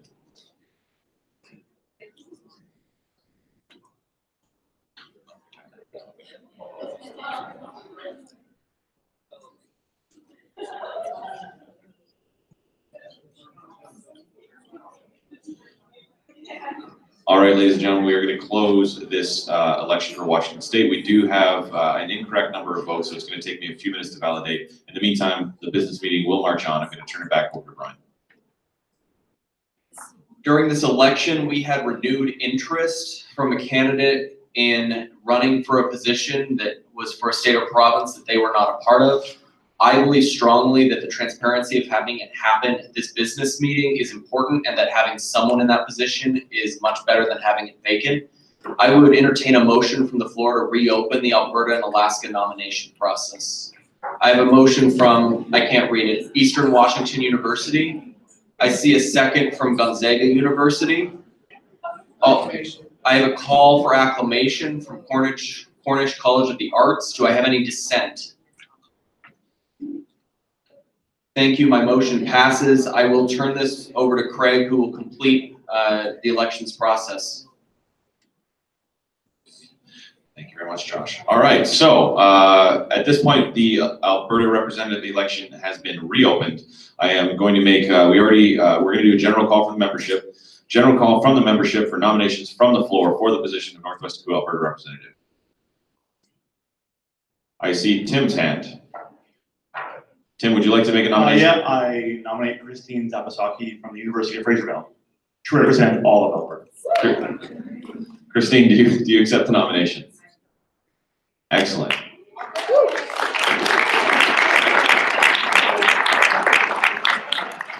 At this point, we will, just to make things proper, we will move on to a second call for nominations from the floor for the Alberta representative position.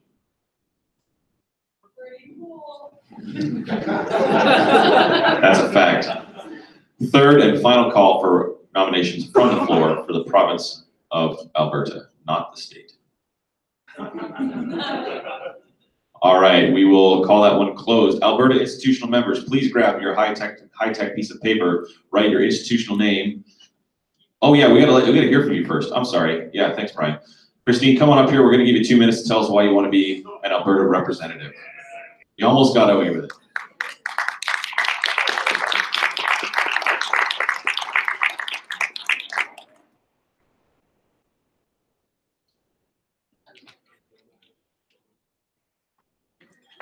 Good afternoon.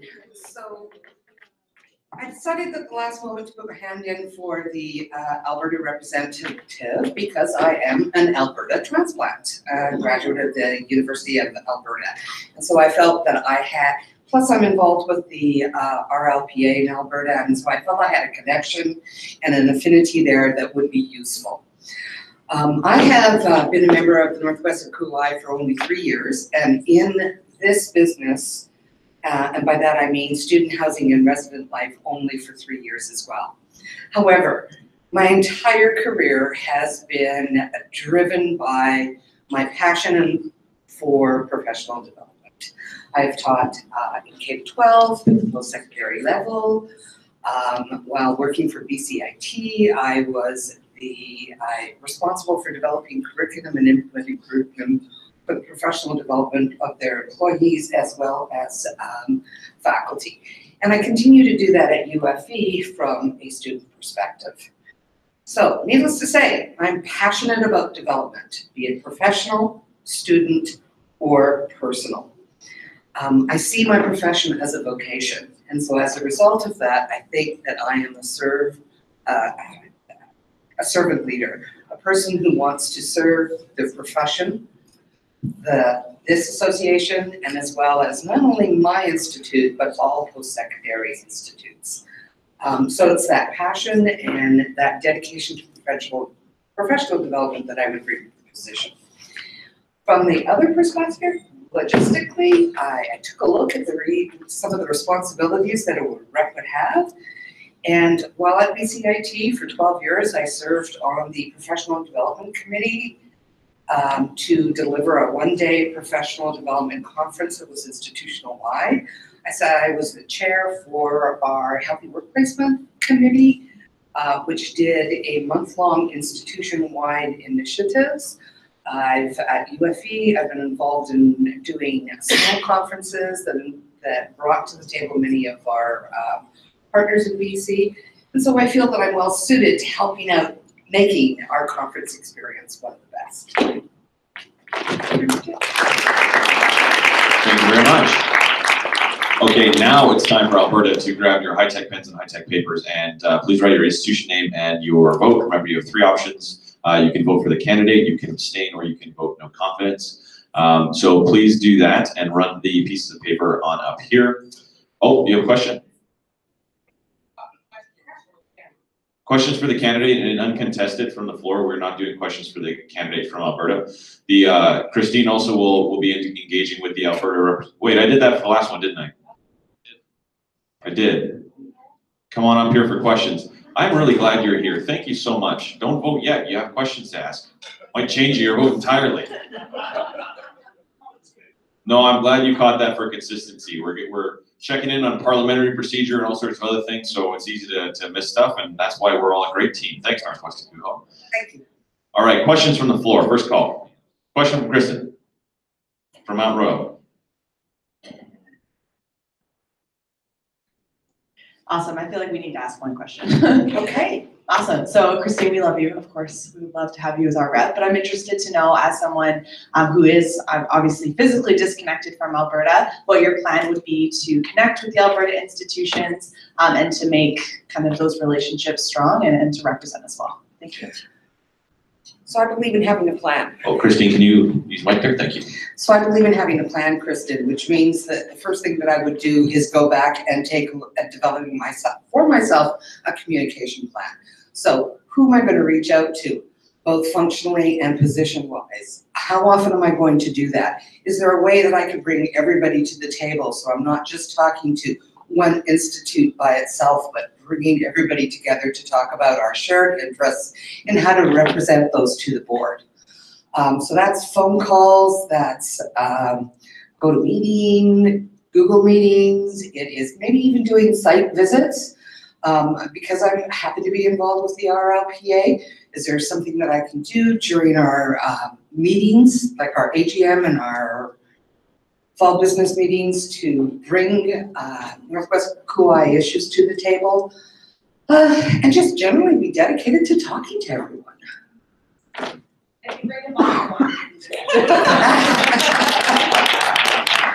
I've already been approached. I have an order for June. I'm drying up.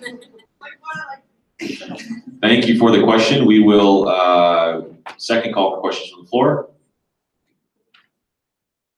Third and final call for questions from the floor. Seeing none, now you can vote. Promise.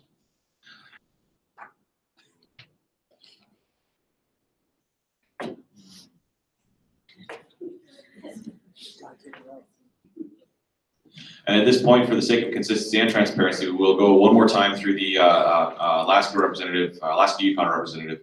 First call for nominations from the floor for the Alaska Yukon representative. Second call for nominations from the floor for the Alaska Yukon representative. Third and final call for nominations from the floor for the Alaska Yukon representative. Seeing none, I will call that election closed. So at this point, we have some results to announce. We've been collecting some votes. The Alberta folks, have you got your votes in? Is there anybody who doesn't have their vote in?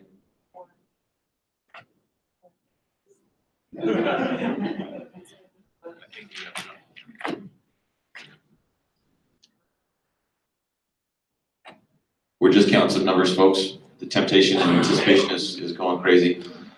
Let's see what we can do here.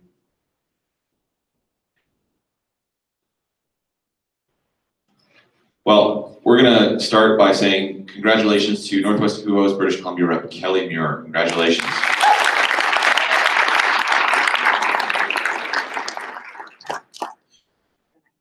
I'm terrified of having a Steve Harvey moment for this one. So I'd also like to say congratulations to Northwest KUHO's new Washington Rep, Jessica Rashid.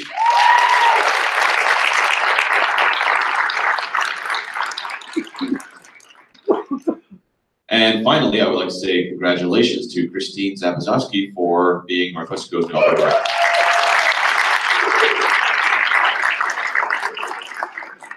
Thank you, everybody, for your engagement, your patience as we work through that process. It's really important for the future of our association. Before I turn the mic back over to Brian, I would like to just say thank you from the bottom of our hearts for all of those candidates who are willing to put their name in and run for a position for our great association. It only works because of people being willing to volunteer, and we're just incredibly grateful that folks are willing to do that. So let's give all of our candidates a great big round of applause.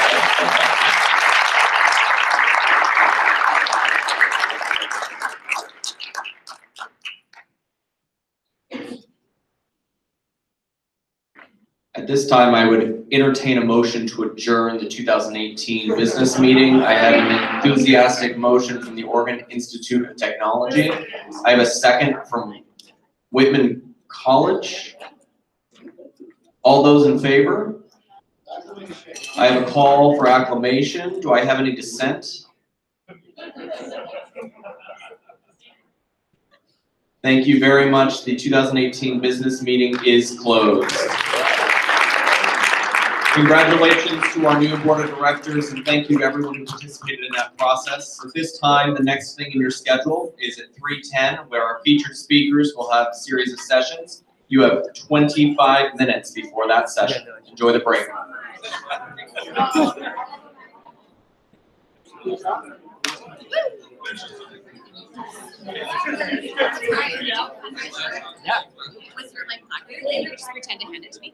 Please leave your placards on the table. Thank you. Please leave your placard on the table.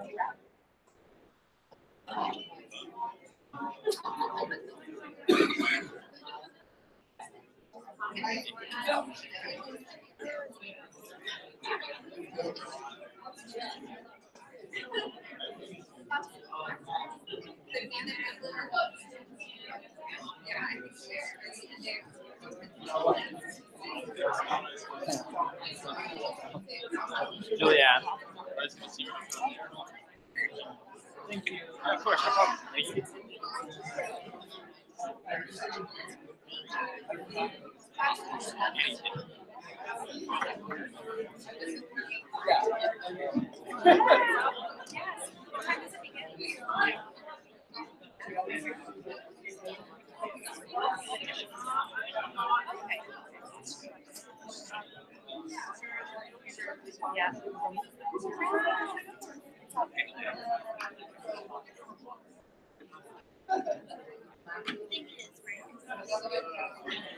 Ah, I'm gonna switch you. Thank you.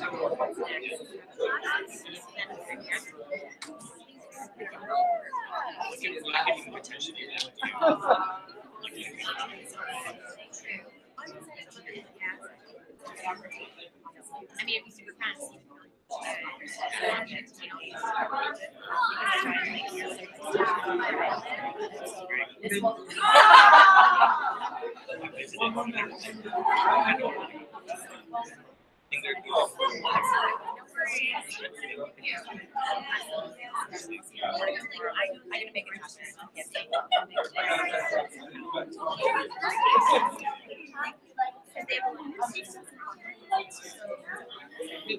Maybe not.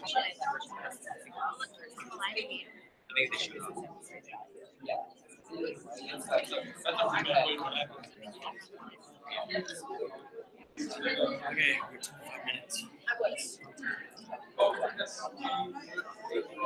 Okay, 5 minutes.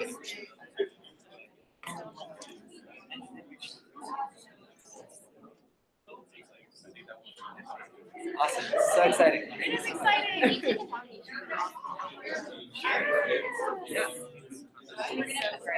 Oh, okay. I can hold this. Thank you so much. Thank you. She kept me holding the butter for a while. Thank you. I kept you holding the butter. You did. Like, man, I was doing what I know you were doing and instructed to do. Oh, this is even. This is my wallet. I didn't even. This is a great camera. 1, 2, 3.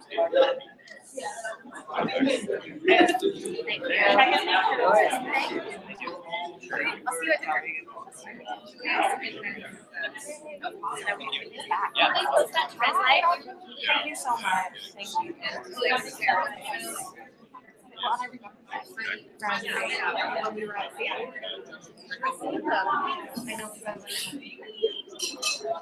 Well, just in the back.